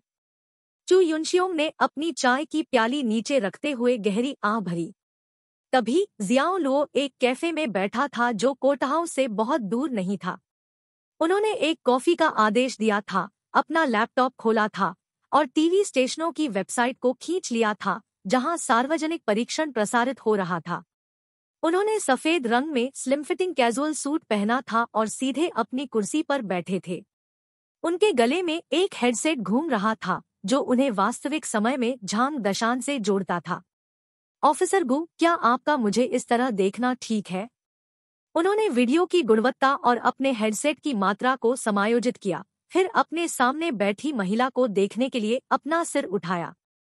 महिला के पास छोटे, काले और चमकदार बालों का सिर था जिसे बड़े करीने से स्टाइल किया गया था। उसकी विशेषताएं सुरुचिपूर्ण थी। उसकी आंखें थोड़ी ढकी हुई थी और उसकी पलकें पतली थी। जब वह पलकें नहीं झपका रही थी तो वह लगभग एक सौंदर्य उत्तेजना की पेंटिंग की तरह लग रही थी। वह औरत गु क्यानलिन थी। उसने अपनी पुलिस की वर्दी नहीं पहनी थी और सादे सफेद टॉप और तंग काली जीन्स पहनी हुई थी। उसने अपनी गर्दन के चारों ओर एक पेंडेंट पहना था और उसकी नाजुक कॉलरबोन स्पष्ट रूप से दिखाई दे रही थी। हालांकि यह सब देखा जा सकता था क्योंकि उसके पास जो शीर्ष था वह रूढ़िवादी था और किसी को भी ऐसा करने से रोकता था जो अधिक त्वचा देखना चाहता था। उसने उससे सवाल करना शुरू कर दिया, जियाओ लो, मुझे ईमानदारी से जवाब दो। इस महीने की 12वीं रात को 10 बजे से आधी रात तक आप कहाँ थे? और उस समय आप क्या कर रहे थे? 12वीं सिर्फ जियांगचेंग डॉक में खूनी घटना का दिन था, जिसे अब 912 घटना के रूप में जाना जाता है। स्काईनेट निगरानी प्रणाली की जांच करने के बाद उसने डॉक से 200 गज से अधिक दूरी पर निगरानी क्षेत्र में एक बहुत ही संदिग्ध आकृति की खोज की थी। हालांकि वह किसी भी चेहरे की विशेषताओं को अलग करने में असमर्थ थी। छवि बहुत धुंधली थी। उसे अचानक उस संदिग्ध आकृति की याद आ गई थी जिसे उसने फुटेज में देखा था जब वह उस दिन की शुरुआत में जियाओ लो से टकरा गई थी। चाहे आकृति की ऊंचाई या निर्माण के कारण, इसके बारे में कुछ जियाओ लो के साथ बहुत अच्छी तरह से मेल खाता था। इसके अलावा जियाओ लो शक्तिशाली क्षमताओं से लैस था, इसलिए उसे गंभीरता से संदेह था कि फुटेज में आंकड़ा जियाओ लो खुद था। दूसरे शब्दों में, उस रात की शांत और सोची समझी हत्या मशीन बहुत अच्छी तरह से उसकी आंखों के सामने बैठी हो सकती है। 12वीं अब बहुत समय पहले था। मुझे इसके बारे में सोचने की जरूरत है। जियाओ लो ने अपनी आंखें बंद कर ली और एक पल के लिए सोचा, फिर ईमानदारी से और आश्वासन से जवाब दिया, मैं घर पर सो रहा था। कौन आपकी गलती को सत्यापित कर सकता है?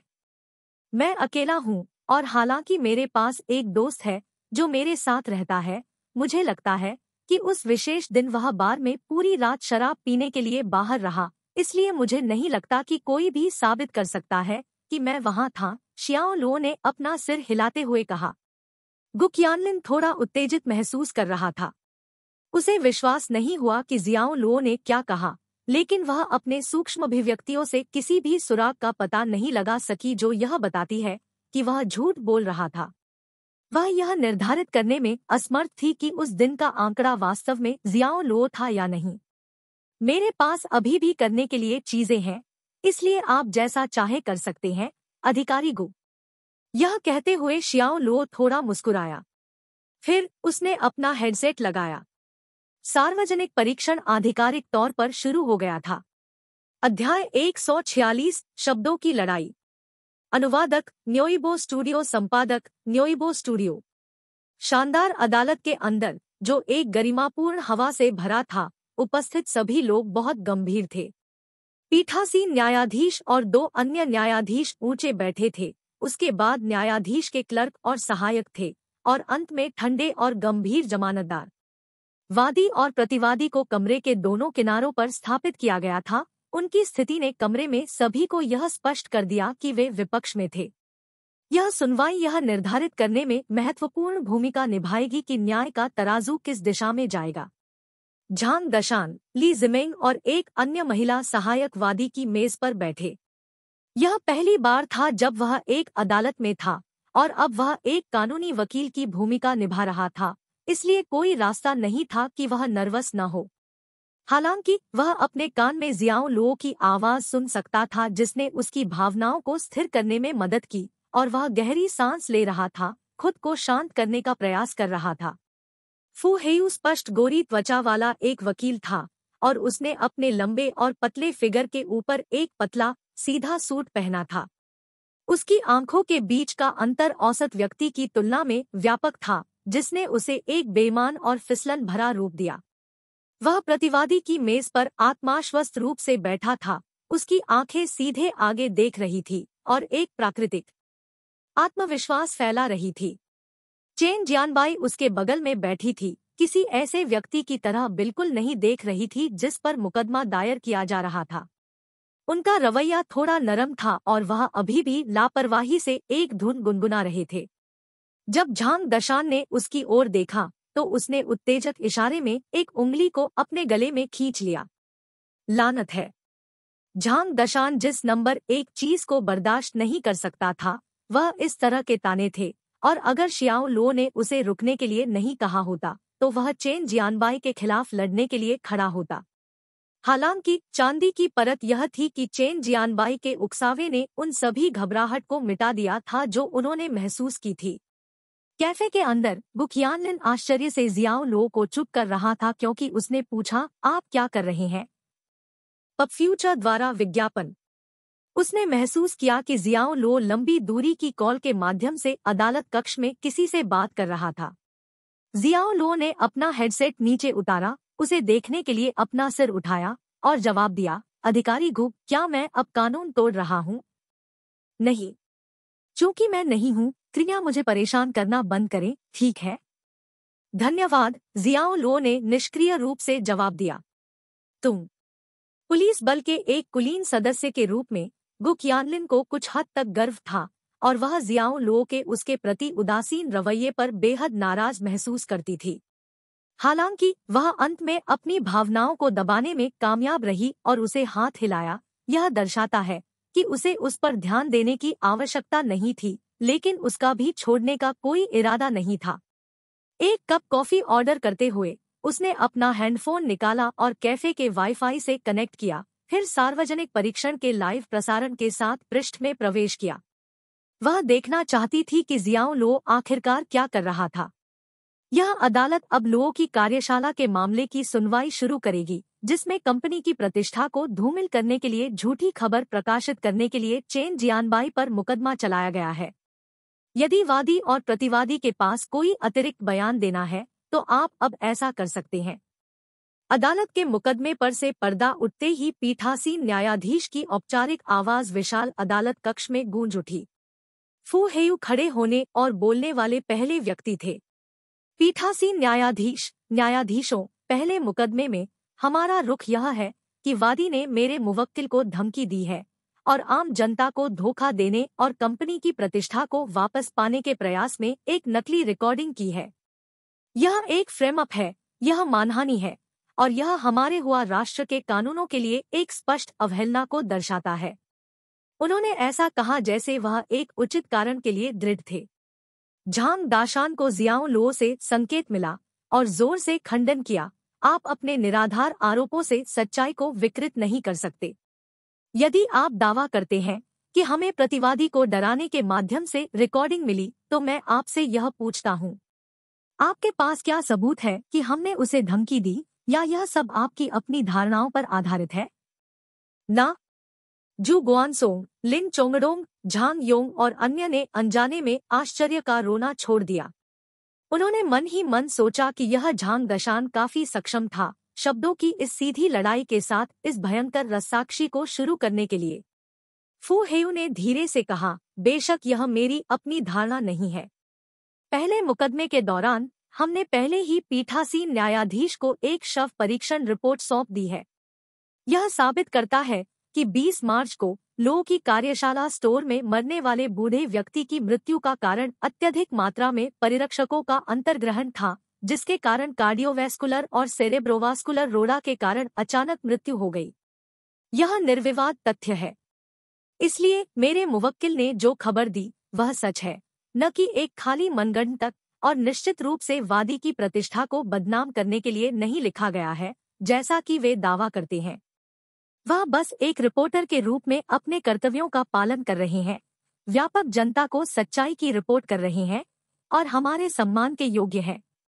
इसके अलावा मेरे मुवक्किल ने यह भी कहा है कि रिकॉर्डिंग लो की कार्यशाला द्वारा प्रदान की गई स्क्रिप्ट के आधार पर की गई थी जब उन्होंने उन्हें धमकी दी थी। मैं पूछना चाहता हूं कि क्या इस तरह की रिकॉर्डिंग को वास्तव में सबूत माना जा सकता है? यह सुनकर पीठासीन न्यायाधीश और अन्य न्यायाधीशों ने सहमति में सिर हिलाया। पब फ्यूचर द्वारा विज्ञापन। तुम अपनी गांड से बात कर रहे हो। झांग दाशान ने अपने पैरों पर गोली मार ली, उसके मुंह से अपशब्द निकल पड़े। जाहिर है यह वह नहीं था जो जियाओ लो उसे कहना चाहता था, लेकिन वह फू हेयू के तर्कहीन तर्कों से बहुत उत्तेजित था। Dong Dong Dong. पीठासीन न्यायाधीश ने झांग दशान को चेतावनी देते हुए 3 बार अपने गिवेल को नीचे गिराया। क्या वादी कृपया उसकी भाषा देखेंगे?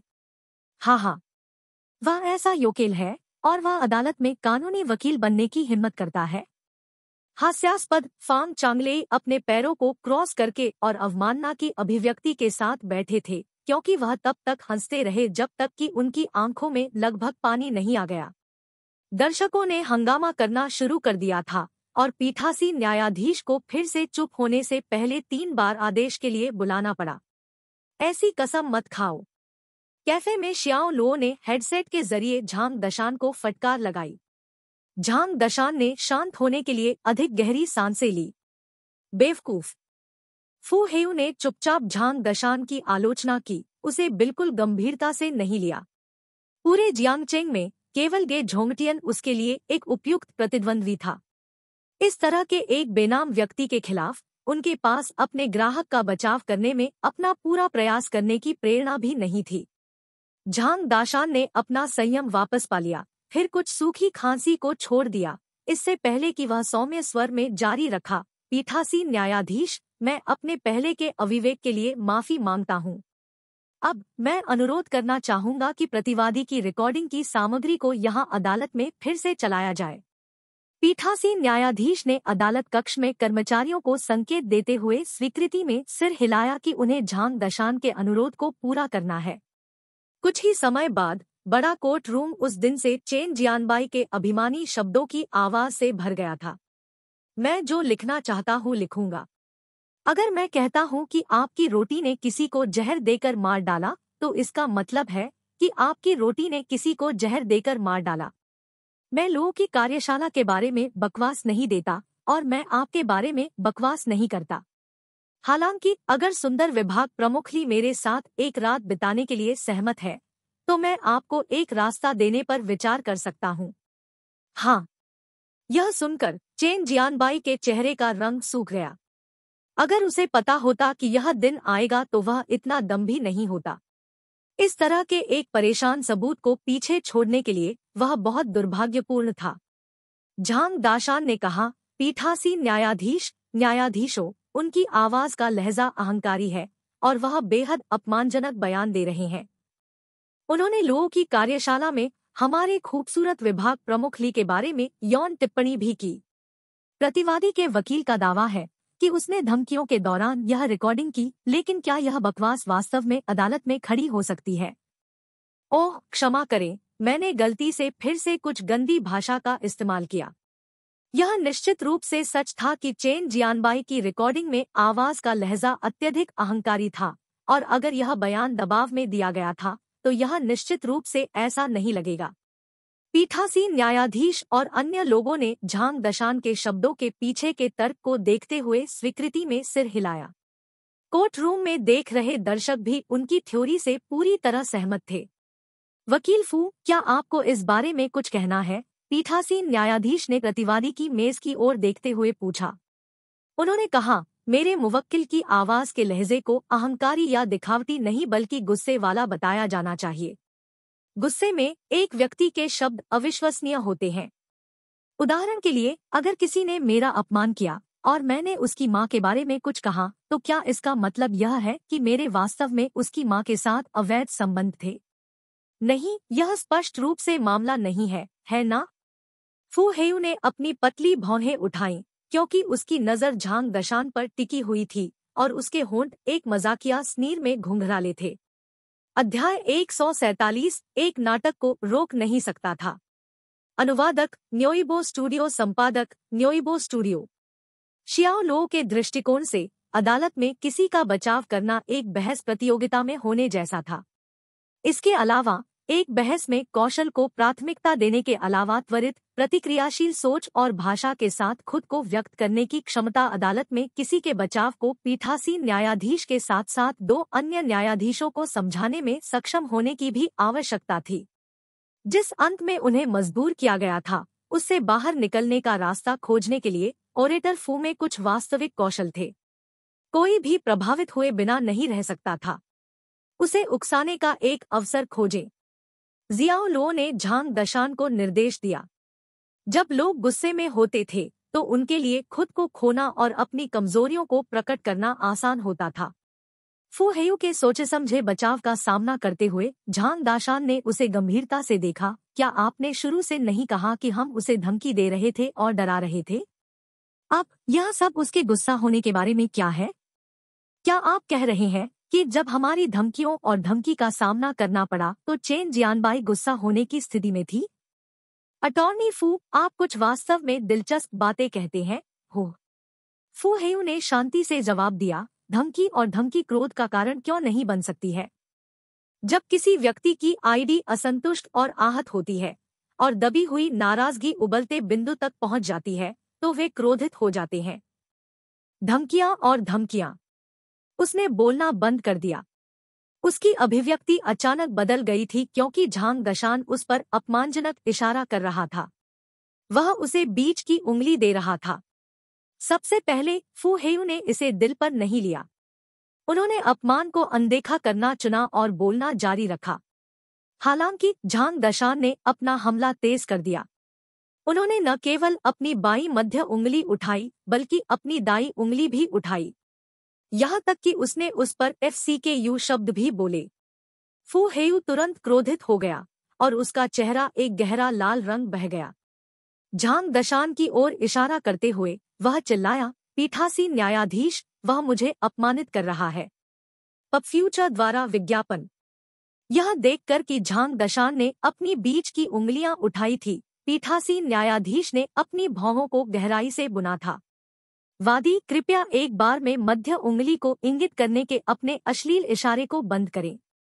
दर्शकों का हंगामा मच गया, जो झांग दशान के व्यवहार से हैरान थे। यह पहली बार था जब उनमें से किसी ने अदालत में बीच की उंगली देते हुए देखा था। क्या यह आदमी स्क्रिप्ट को पलटने की कोशिश कर रहा है? झांग योंग हांफने लगे। जू गुआनसोंग का चेहरा पल पल पीला हो गया। वह लो की कार्यशाला के भविष्य के बारे में आशंकित हो रहा था। क्या नरक है? यह साहसी आदमी कमाल है। मुझे विश्वास नहीं हो रहा है कि उन्होंने अदालत में विरोधी बचाव पक्ष के वकील पर बीच की उंगली उठाई।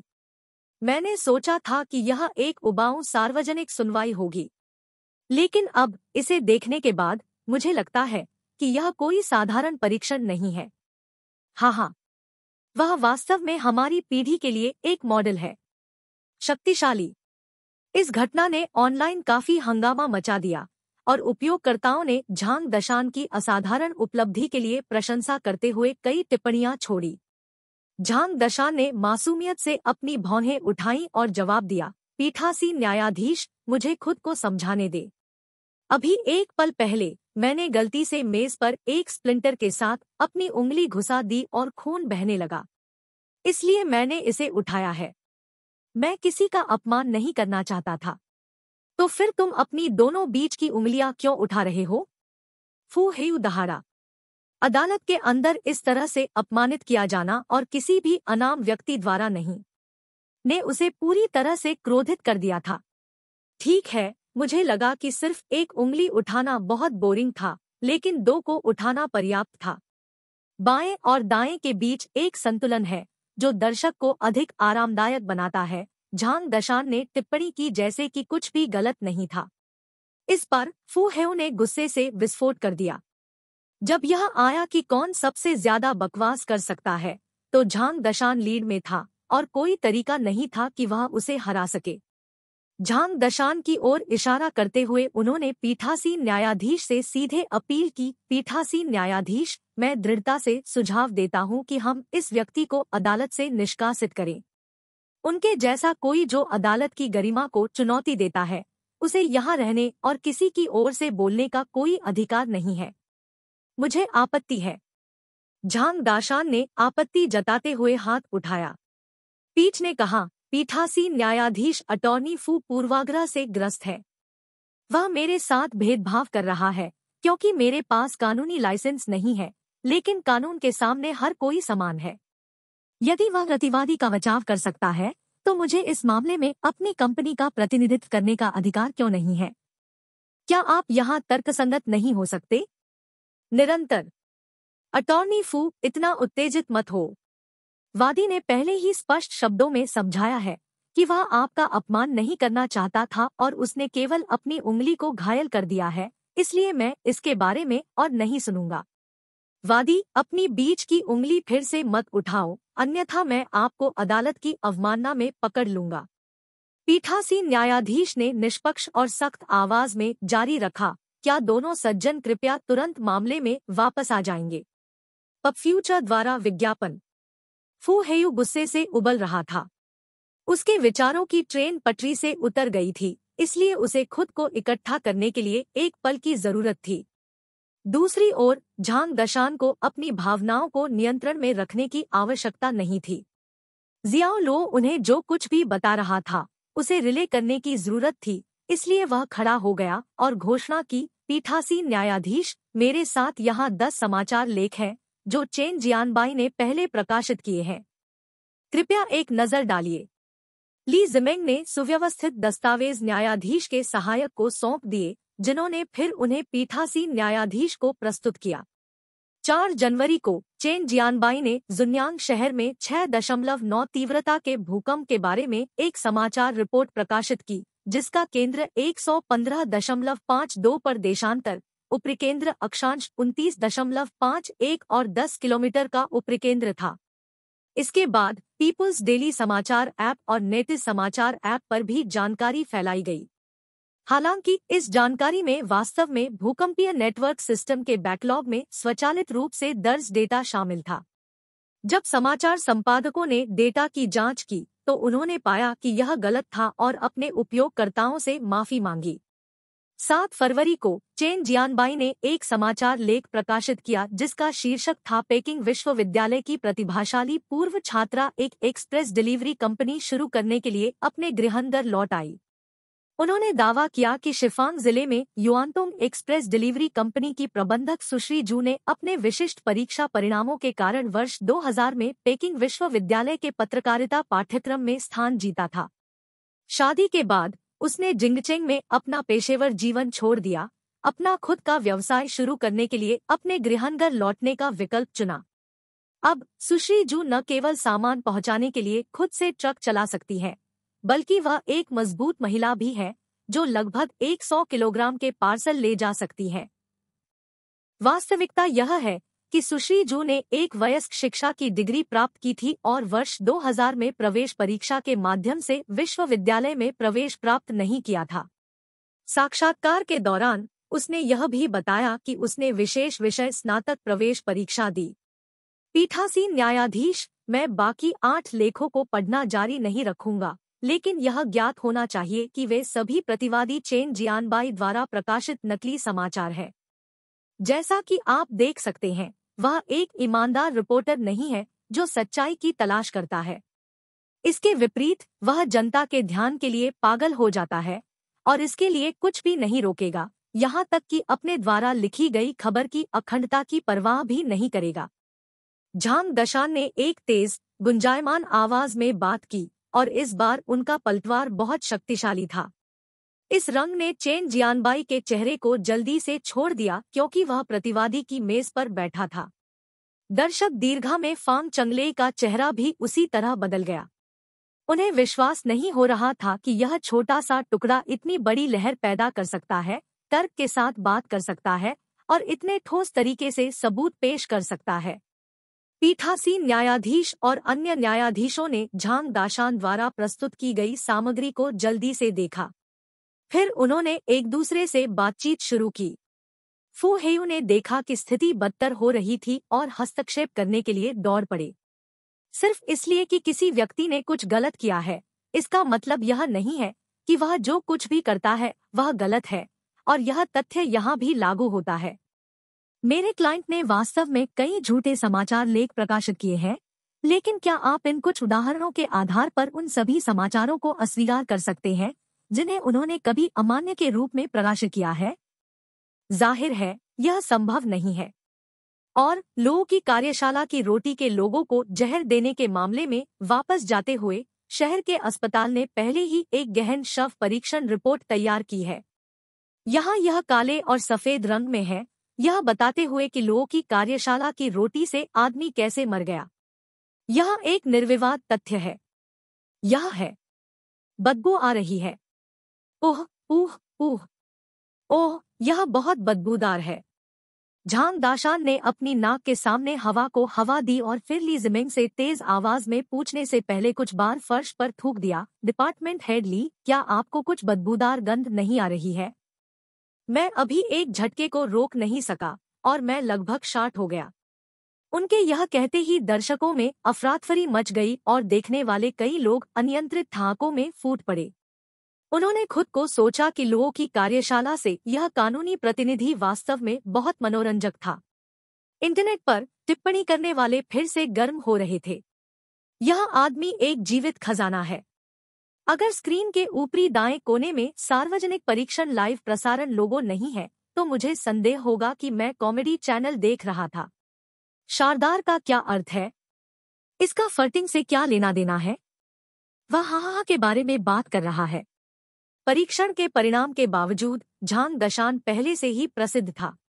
वह अब एक इंटरनेट सेलिब्रिटी के रूप में अपने भाग्य से बच नहीं सकता था।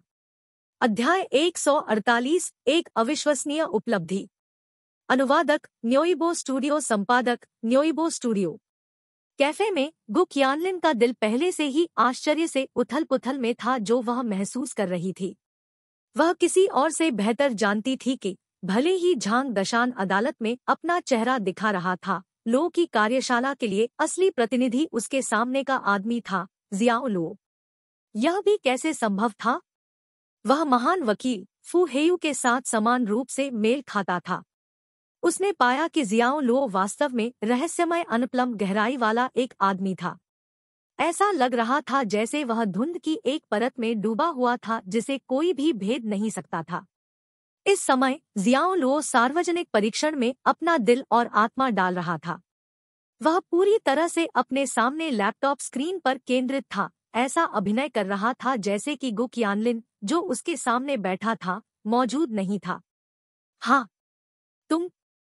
झांग दशान की असभ्य टिप्पणियों से बाधित होकर फू हेयू ने उसकी ओर इशारा किया और उसका पूरा शरीर गुस्से से कांप गया। छोटी उम्र से ही उन्होंने अच्छी शिक्षा प्राप्त कर ली थी और उन्होंने कभी अभद्र भाषण का प्रयोग नहीं किया। यहाँ तक कि जब वह किसी को डांट रहा था तब भी उसने अपशब्दों का इस्तेमाल नहीं किया। वह झांग दशान जैसे लोगों को बर्दाश्त नहीं कर सकता था जो लगातार असभ्य भाषा का इस्तेमाल करते थे।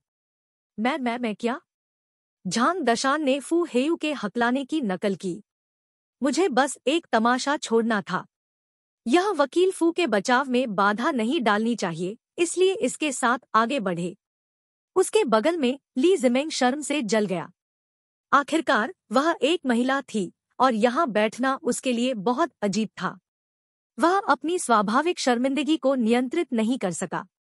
हर बार जब उसने झांग दशान को एक असभ्य टिप्पणी करते सुना तो उसका दिल तेजी से धड़कता था और उसका चेहरा लाल हो जाता था।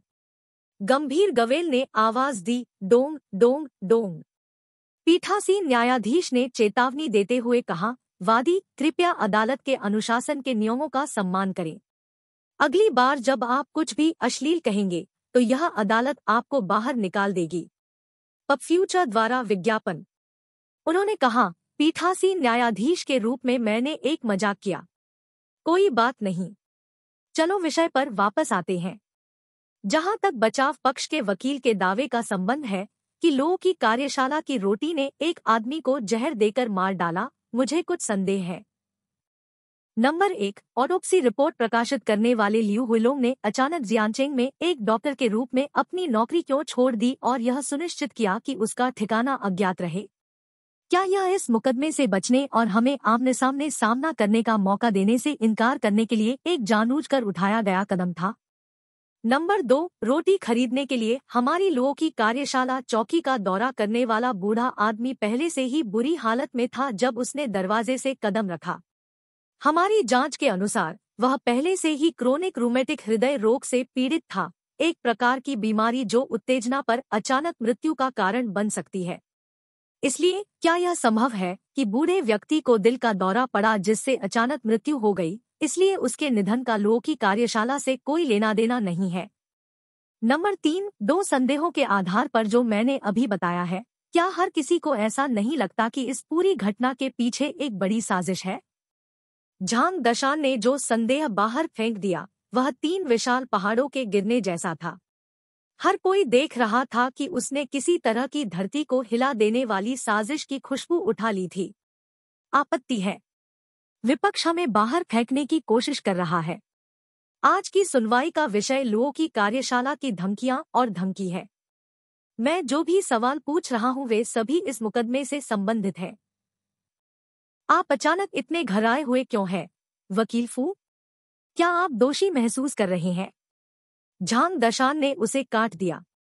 क्या बकवास है, मैं दोषी महसूस नहीं कर रहा हूं। ठीक है, ठीक है, ठीक है, आप दोषी महसूस नहीं कर रहे हैं। आपको बस किडनी की कमी है। तुम झटके मानो। तुमने मुझसे क्या कहा? फू हेयू नाराज था। झांग दशान अपने सभी नरम धब्बों को मार रहा था और वह अपने गुस्से को रोक नहीं सका। वकील फू, अपना आपा मत खो, अन्यथा आप बस सभी को पुष्टि करेंगे कि आपके पास गुर्दे की कमी है। ठीक है, ठीक है, मैंने यह भी सुना है कि तुम्हारी पत्नी तुम्हारी पीठ के पीछे सो रही है। क्या यह आपके कमजोर गुर्दे से भी संबंधित है? झांग दशान ने कष्टप्रद स्वर में जारी रखा।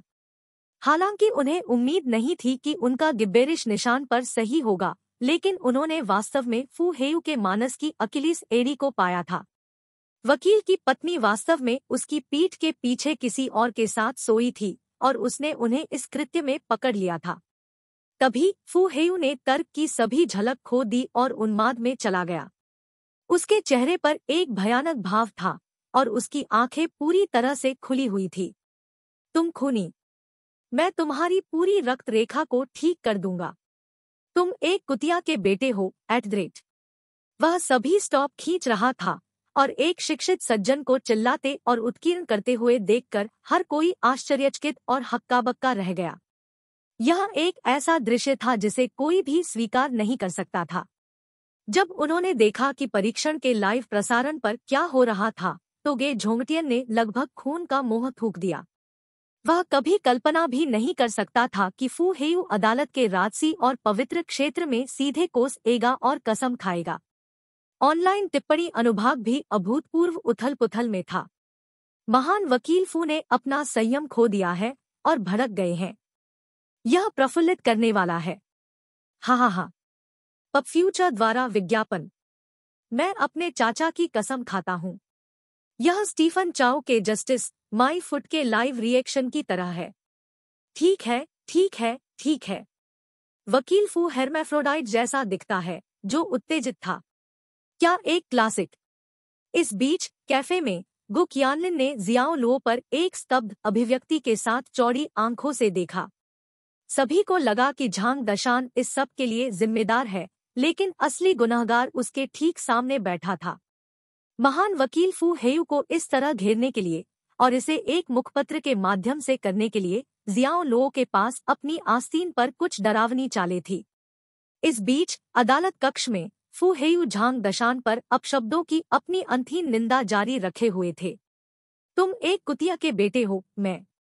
राजसी दरबार की पवित्र गरिमा पर काली छाया डालते हुए उसके अंदर से तमाम तरह की मसालेदार अश्लीलता निकल रही थी। पीठासीन न्यायाधीश और अन्य न्यायाधीशों के चेहरे गहरे और गहरे हो गए और उनकी भौहें कसकर एक साथ बुनी गई। Dong Dong Dong.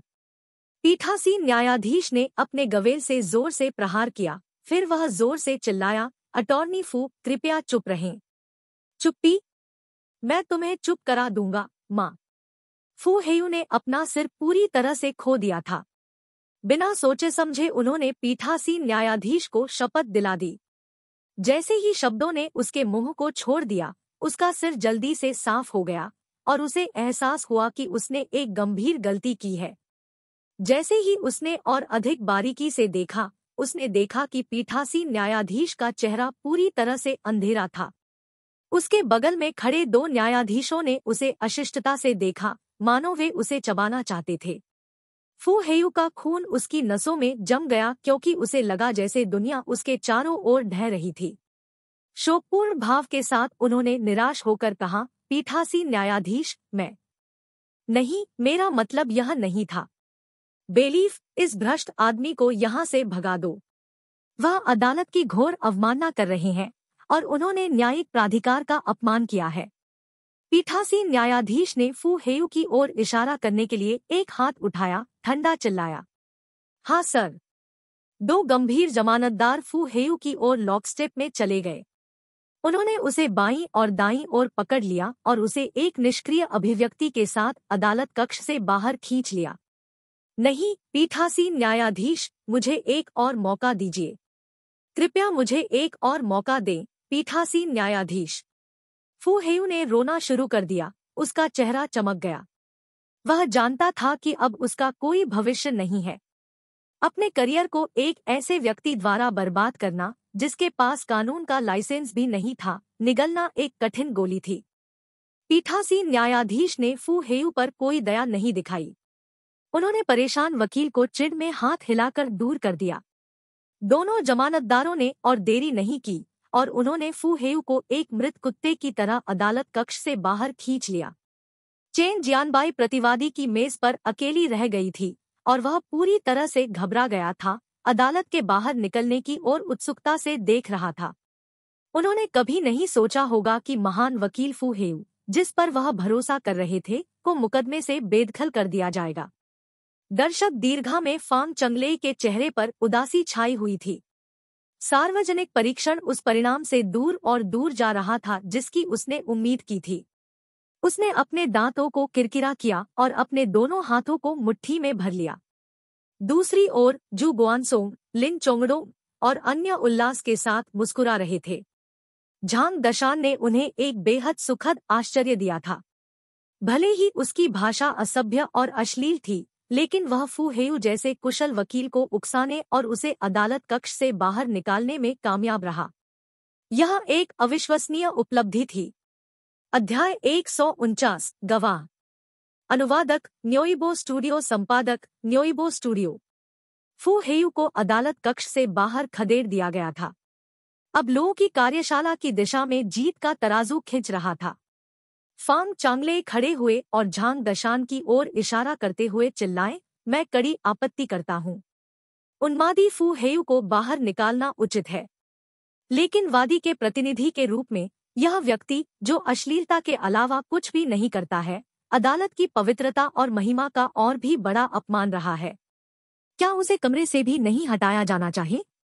एक पर्यवेक्षक के रूप में आपको बोलने या सवाल पूछने की आवश्यकता नहीं है। राष्ट्रपति फैंग, क्या आप इस सरल नियम से अवगत नहीं हैं? झांग दशान ने तुरंत अपनी पूछताछ में हस्तक्षेप किया। टेस्ट बड्स जैसी दुर्जय कंपनी के मालिक के रूप में यह आश्चर्य की बात होगी अगर आप कानून से इतने अनजान थे। फांग चांगलेई ने महसूस किया कि उसके भीतर क्रोध की लपटें बढ़ रही है और वह झांग दशान को क्रूरता से देख रहा था, जैसे कि वह उसे जिंदा निगलना चाहता था। Bang bang bang. पीठासीन न्यायाधीश ने एक दो बार गवेल को जोर से पीटा और फिर सोच समझकर कहा, कृपया बैठ जाइए मिस्टर ऑब्जर्वर, और कृपया चुप रहें। फिर वह झांग दशान की ओर मुड़ा और कहा, वादी के प्रतिनिधि, यह आपकी आखिरी चेतावनी है। अदालत में कोसना और गाली देना प्रतिबंधित है। झांग दशान थोड़ा झुक गया। हाँ, आपका सम्मान। अब जब उसने फू हेयू को बाहर निकाल दिया था तो निश्चित रूप से वह अब और शाप नहीं देगा। पीठासीन न्यायाधीश ने पूछा, क्या आपके पास जोड़ने के लिए कुछ और है? हाँ, मेरे पास अभी भी बुलाने के लिए एक गवाह है, उन्होंने जवाब दिया। झांग दाशान अदालत के मुख्य दरवाजे की ओर मुड़ा और चिल्लाया, मैं एक गवाह के रूप में उस बूढ़े सज्जन की विधवा को बुलाता हूँ जो उस दिन लोगों की कार्यशाला में निधन हो गया था। हाँ। पब फ्यूचर द्वारा विज्ञापन। जू गुआनसोंग और बाकी लोग दंग रह गए। उन्होंने सोचा, बूढ़े आदमी की पत्नी अचानक कैसे दिखाई दी? अदालत का दरवाजा धीरे धीरे खुलने में ज्यादा समय नहीं लगा और एक पतली सफेद बालों वाली बूढ़ी महिला फेंग वुहेन के साथ हाथ से सहारा लेकर अंदर आई। क्योंकि फेंग वुहेन को अदालत कक्ष में प्रवेश करने का कोई अधिकार नहीं था, इसलिए दरवाजा खोलने के बाद उसे बाकी रास्ता अकेले चलना पड़ा। बूढ़ी औरत घबरा गई थी। उन्होंने फ्लोरल ब्लाउज पहना था जिस पर कई पैच थे। समय ने उसके चेहरे और हाथों पर अपने निशान छोड़ दिए थे। एक लंबा जीवन जीने के बावजूद यह पहली बार था जब वह अदालत में जा रही थी। न्यायाधीश उसके ऊपर बहुत ऊपर बैठे थे और चारों ओर अच्छी तरह से कपड़े पहने हुए पर्यवेक्षक थे। यहाँ सब कुछ इतना अपरिचित लग रहा था। एक बच्चे की तरह जो अभी अभी दुनिया के संपर्क में आया था, उसने डरपोक काम किया। उसके कदम ऐसे लड़खड़ाए जैसे हवा का झोंका उसे गिरा सकता है। वह एक बुजुर्ग महिला थी जो इससे अधिक साधारण नहीं हो सकती थी। झांग दाशान जल्दी से आया और धीरे धीरे उसे गवाह स्टैंड पर ले गया। गवाह का नाम क्या है? पीठासीन न्यायाधीश ने पूछा। बूढ़ी औरत ने एक खाली अभिव्यक्ति पहनी जब तक कि झांग दशान ने उसे समझाया, ग्राम न्यायाधीश आपका नाम पूछ रहा है। बूढ़ी औरत ने धीरे से जवाब दिया, आपका न्यायी और भ्रष्ट प्रभुत्व, मेरा नाम गाओ किंगफेंग है। उसकी आवाज बहुत नरम थी, लेकिन माइक्रोफोन के साथ अदालत कक्ष में हर कोई उसे सुन सकता था। न्यायपूर्ण और अचूक प्रभुत्व। पर्यवेक्षकों के बीच एक छोटी सी हलचल थी। पीठासीन न्यायाधीश को उसका प्रभुत्व के रूप में संबोधित करते हुए क्या वह अभी भी एक सामंती समाज में रह रही थी? पीठासीन न्यायाधीश ने अपने साथी न्यायाधीशों के साथ एक नजर का आदान प्रदान किया और फिर बूढ़ी महिला से पूछना जारी रखा, गाओ किंगफेंग, आप किसके लिए गवाही दे रहे हैं? बूढ़ी औरत ने अचानक अपनी भावनाओं पर नियंत्रण खो दिया और ऊंची आवाज में चिल्लाई, आपके न्यायी और अभ्रष्ट प्रभुत्व, मैं अपने बेटे और बहू पर मुकदमा करना चाहती हूँ। उन्होंने ही मेरे दिवंगत पति की हत्या की थी। उन्होंने मेरे दिवंगत पति को मार डाला। उसकी धुंधली आंखें लाल हो गई। वह अपने बेटे और बहू पर मुकदमा कर रही थी। क्या हो रहा था? हर कोई हैरान था। क्या बूढ़ी औरत गवाही देने के लिए यहाँ नहीं थी? वह अचानक एक और वादी क्यों बन गया? पीठासीन न्यायाधीश को भी समझ नहीं आया। झांग दाशान ने जियाओ लुओ के संदेश को सुना और जल्दी से समझाया, महाराज, कृपया सुनना जारी रखें। यह शिकायत एक ऐसी घटना से संबंधित है जो लोगों की कार्यशाला को जहरीली रोटी बेचने के आरोप से मुक्त कर सकती है। वह बूढ़ी औरत को देखकर मुस्कुराया और कहा, ग्राम ग्राम जारी रखो, उनका प्रभुत्व सुन रहा है। पब फ्यूचर द्वारा विज्ञापन। बूढ़ी औरत ने सिर हिलाया और उसका बूढ़ा चेहरा उदासी और दर्द से भरा था। उन्होंने कहा, मेरे बेटे वांग देकाई और बहू तियान गुइहुआ ने बेरहमी से मेरे दिवंगत पति और मुझे हमारे घर से बाहर निकाल दिया। मेरे दिवंगत पति का दिल हमेशा कमजोर रहा था और उस दिन हमारे बेटे द्वारा उनका अपमान करने के बाद उनकी बीमारी फिर से शुरू हो गई। लेकिन उसने मुझसे कहा, मेरी बूढ़ी औरत, मैं ठीक हूँ। आप शायद भूखे हैं। पास में एक बेकरी है, मुझे जाने दो और तुम्हारे लिए अपना पसंदीदा सोंगुआ केक खरीदो। मुझे उम्मीद नहीं थी कि वह मुझे पीछे छोड़ देगा और फिर अपने दम पर इस दुनिया को छोड़ देगा। मेरे बेटे और बहू ने उसे मार डाला। उन्होंने ही उसे मारा था। उसने अपने आंसू पोंछे और उसकी कर्कश आवाज भावनाओं के साथ बेहद संक्रामक थी, जो ईमानदारी से मौजूद सभी को प्रभावित करती थी। वे बूढ़ी औरत के दोहक को गहराई से महसूस कर सकते थे। अपने बेटे और बहू को अदालत में लाने के लिए कितना दृढ़ संकल्प करना पड़ा। बैक स्टोरी और भी दिल दहला देने वाली थी। यहाँ तक कि पीठासीन न्यायाधीश और अन्य न्यायाधीशों ने भी उनकी कहानी सुनकर भौहें सिकोड़ ली। गाओ किंगफेंग, आपके बेटे और बहू ने आपको और आपके दिवंगत पति को आपके घर से बाहर क्यों निकाला? बूढ़ी औरत ने एक लंबी आह भरी, अवर्णनीय रूप से विस्मयकारी। जब मैं खाना बना रहा था तो मैंने गलती से चावल कुकर को फर्श पर पटक दिया। मेरी बहू ने मुझे जोर से डांटा और मेरे दिवंगत पति ने मेरे बचाव में जवाब दिया। मेरी बहू तब जोर से चिल्लाई, यह दावा करते हुए कि मेरे दिवंगत पति ने उसे मारा था। जब मेरे बेटे ने वापस आकर मेरी बहू की शिकायत सुनी तो उसने कुछ नहीं कहा। उन्होंने बस धक्का देकर मेरे दिवंगत पति और मुझे हमारे घर से बाहर खींच लिया और यहाँ तक कि हमें बाहर मरने के लिए भी कहा। क्या दुनिया में ऐसा अविवाहित पुत्र कैसे हो सकता है? अदालत कक्ष में लोग धार्मिक क्रोध से भरे हुए थे। उन्हें व्यक्तिगत रूप से देखने की आवश्यकता के बिना वे पहले से ही कल्पना कर सकते थे कि बेटा कितना अविवाहित होगा और उसकी पत्नी कितनी मतलबी होगी। ऑनलाइन नेटिजन्स की टिप्पणियों ने भी बूढ़ी महिला के बेटे और बहू की निंदा की। उन्होंने कहा, इस दुनिया में हर तरह के बेटे बहू हैं। अगर मेरा बेटा भविष्य में इस तरह का व्यवहार करता है तो मैं उसके चेहरे पर थप्पड़ मारूंगा। कितना घृणित है। मैं अपने बेटे पर मुकदमा करने के लिए बूढ़ी औरत के फैसले का समर्थन करता हूँ। फिलियल धर्मपरायणता वह गुण है जिसे सभी चीजों से ऊपर रखा जाता है। उसके जैसे कचरा जो अपने माता पिता को बाहर निकालने और उन्हें बाहर मरने के लिए कहने के लिए पर्याप्त क्रूर हैं, जीवन में हारे हुए होंगे। पीठासीन न्यायाधीश और अन्य न्यायाधीश उदास और चिंतनशील लग रहे थे और वे आज के समाज में इन निराशाजनक घटनाओं के बारे में सोच रहे थे। झांग दशान ने विषय को वापस मामले में स्थानांतरित कर दिया। लू की कार्यशाला चेन जियानबाई पर मुकदमा कर रही थी। आखिरकार आपका सम्मान, बूढ़ी औरत की गवाही यह साबित करने के लिए पर्याप्त होनी चाहिए कि बूढ़े सज्जन उस दिन लू की कार्यशाला द्वारा बेची गई रोटी खाने से नहीं मरे थे।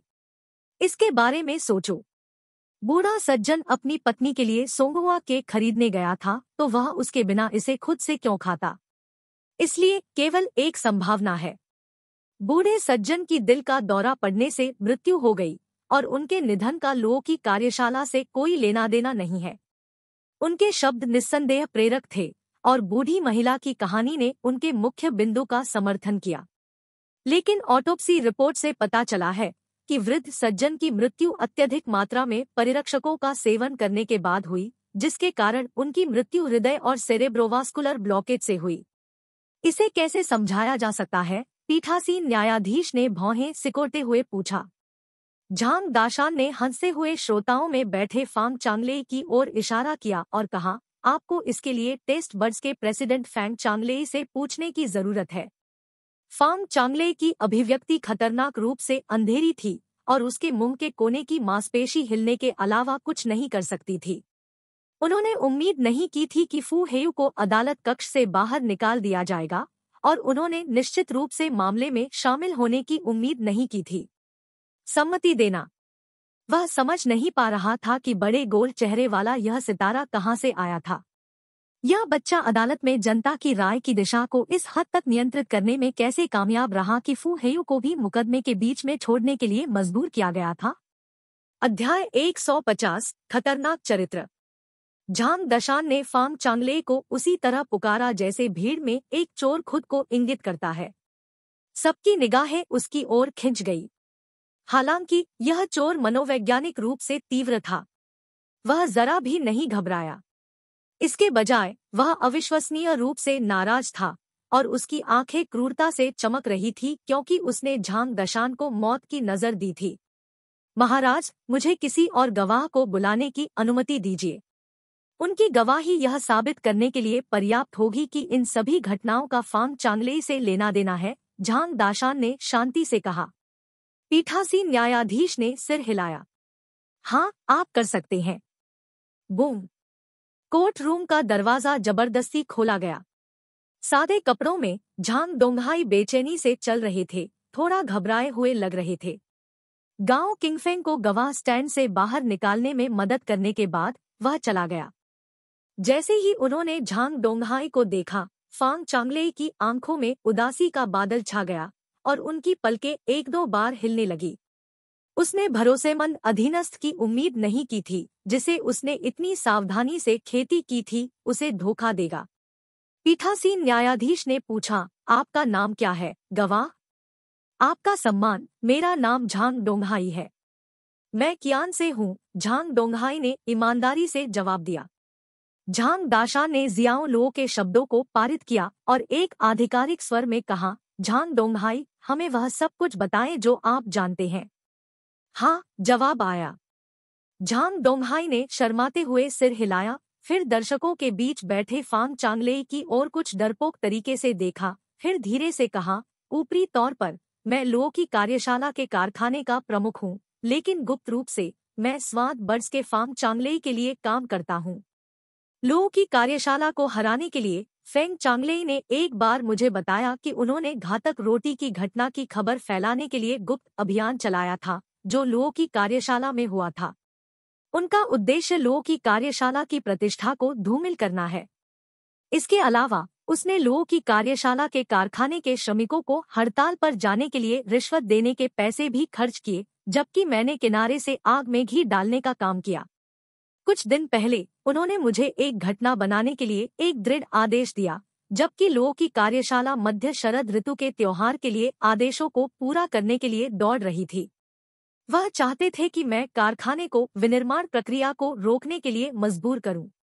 जैसे ही उन्होंने बोलना समाप्त किया, दर्शकों के बीच एक हंगामा शुरू हो गया और नेटिज़न्स की टिप्पणियों ने बारिश के बाद बांस की शूटिंग की तरह इंटरनेट पर बाढ़ ला दी। हे भगवान! तो यह पर्दे के पीछे छिपा बिग बॉस है। पब फ्यूचर द्वारा विज्ञापन। टेस्ट बर्ड्स के फैंग चांगले हर चीज के पीछे परेशानी पैदा करने वाले हैं। क्या एक आश्चर्यजनक परिणाम है। मैं बहुत हैरान हूँ। इस परीक्षण में बहुत सारे उतार चढ़ाव है। यह कई टीवी नाटकों की तुलना में अधिक दिलचस्प है। अदालत में। ओह, आपका सम्मान। वह मुझे फंसा रहे हैं। वह मुझे फंसा रहा है। फांग चांगलेई अब शायद ही शांत रह सकता था और उसके चेहरे पर मांस हिंसक रूप से कांप रहा था। झांग दोंगहाई की ओर इशारा करते हुए दहाड़ते हुए उसका चेहरा अजीब और डरावना था। Bang bang bang. पीठासीन न्यायाधीश ने गवेल को पीटा और कहा, चुप रहो, कृपया चुप रहें। एक बार जब पूरा कोर्ट रूम शांत हो गया तो उन्होंने झांग दोंगहाई की ओर देखा और कहा, मिस्टर विटनेस, क्या आप अदालत से वादा कर सकते हैं कि आपने आज यहाँ सच के अलावा कुछ नहीं बोला है? झांग दोंगहाई ने बलपूर्वक सिर हिलाया और जवाब दिया, महाराज, मैं कसम खाता हूँ कि मैंने कोई झूठ नहीं बोला है। सुरक्षित रहने के लिए मैंने जानबूझकर फांग चांगलेई के साथ अपनी बातचीत भी रिकॉर्ड की। यह कहते हुए उन्होंने एक यूएसबी ड्राइव सौंप दी। जमानतदार ने यूएसबी ड्राइव को न्यायिक सहायक को दे दिया, जिसने इसे पीठासीन न्यायाधीश और बाकी न्यायाधीशों को दे दिया। यह जांचने के बाद कि ड्राइव में कुछ भी संदिग्ध नहीं था, न्यायाधीश ने अदालत कक्ष के कर्मचारियों को इसमें मौजूद रिकॉर्डिंग चलाने का निर्देश दिया। जब झांग दोंगहाई और फांग चांगलेई की बातचीत की आवाजें बड़े कोर्ट रूम में बजी तो हर कोई हैरान नजर आया। इस बीच फांग चांगलेई ने अपने दांतों को किरकिरा कर लिया और उसकी जांघ पर उसका हाथ थोड़ा हिलाए बिना नहीं रह सका। सभी के रिकॉर्डिंग सुनने के बाद झांग दाशान ने फिर से एक अन्य गंभीर गवाह वांग तिचुई को बुलाया, जिसे अस्पताल से छुट्टी दे दी गई थी। वांग तिचुई ने स्वीकार किया कि एक अजनबी ने उन्हें 20,000 दिए थे और झांग दोंगहाई की गवाही की पुष्टि करते हुए लोगों की कार्यशाला के श्रमिकों के लिए हड़ताल और विरोध प्रदर्शन आयोजित करने के लिए कहा था। उसी समय चेन जियानबाई, जो डर गया था, ने भी स्वीकार किया कि उसने केवल लो की कार्यशाला की प्रतिष्ठा को धूमिल करने वाला एक लेख लिखा था क्योंकि टेस्ट बर्ड्स ने उसे बदले में कुछ लाभ की पेशकश की थी। उन्होंने यह भी बताया कि ऑटोप्सी रिपोर्ट लिखने वाले लियू हुइलोंग को टेस्ट बर्ड्स द्वारा रिश्वत दी गई थी और अब वह देश छोड़ चुके हैं। इस ठोस सबूत ने खंडन के लिए कोई जगह नहीं छोड़ी।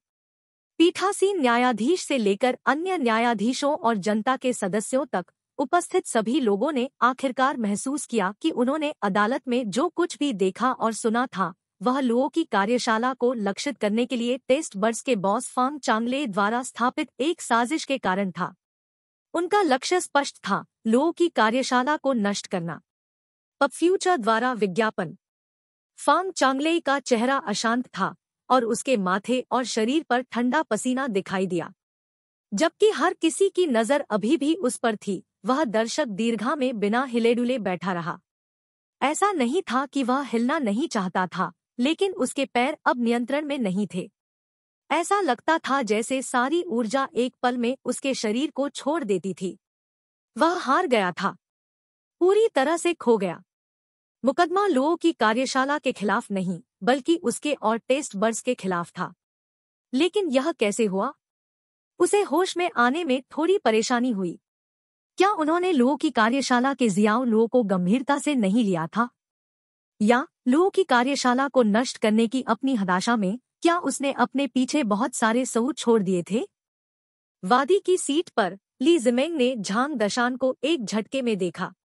उसने महसूस किया कि झांग दशान आज बहुत करिश्माई था। पहले शाप देने और कसम खाने के अलावा जब वह बात करता था तो किसी तरह वह उसमें जियाओ लुओ का निशान महसूस कर सकती थी।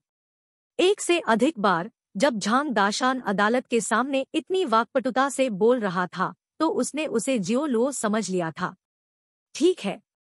कैफे में वापस जियाओ लुओ ने गहरी सांस छोड़ी। उन्होंने पब्लिक ट्रायल की लाइव स्ट्रीमिंग करने वाली वेबसाइट को बंद कर दिया और फिर अपना ईयरफोन उतार दिया। उनके लिए यह अपेक्षाकृत कठिन लड़ाई थी, लेकिन पूर्ण जीत के परिणाम ने उन्हें अविश्वसनीय रूप से संतुष्ट कर दिया था। उसने मेज पर रखे कप को उठाया, अंदर कॉफी पीना चाहता था, लेकिन उसे एहसास हुआ कि कॉफी ठंडी हो गई थी, इसलिए उसने अपनी उंगलियों को काट लिया और वेटर से उसे दूसरा लाने के लिए कहा। तभी उसने देखा कि गु क़ियानलिन उसके सामने बैठा है। महिला ने इस पूरे समय को नहीं छोड़ा था और एक अजीब नजर से उसे गौर से देख रही थी। पृथ्वी पर तुम कौन हो? जैसे कि वह एक कैदी को ऊपर और नीचे आकार दे रही थी, गु क़ियानलिन की नज़र जियाओ लुओ की हर विशेषता पर थी। जियाओ लुओ ने लगभग हर बार उसे आश्चर्यचकित किया जब वे मिले। वह लड़ने में बहुत अच्छा था। यहाँ तक कि लाल बिच्छू, भाड़े का सैनिक, उसके हाथों मर गया था। और अब उन्होंने इसे दूर से नियंत्रित करके मुकदमा जीता था। ऐसे रहस्यमय आदमी ने उसे अपने दिल की गहराई से कांपने पर मजबूर कर दिया। उसने सोचा, क्या वह भी इंसान है? निश्चित रूप से, वह एक विदेशी की तरह है।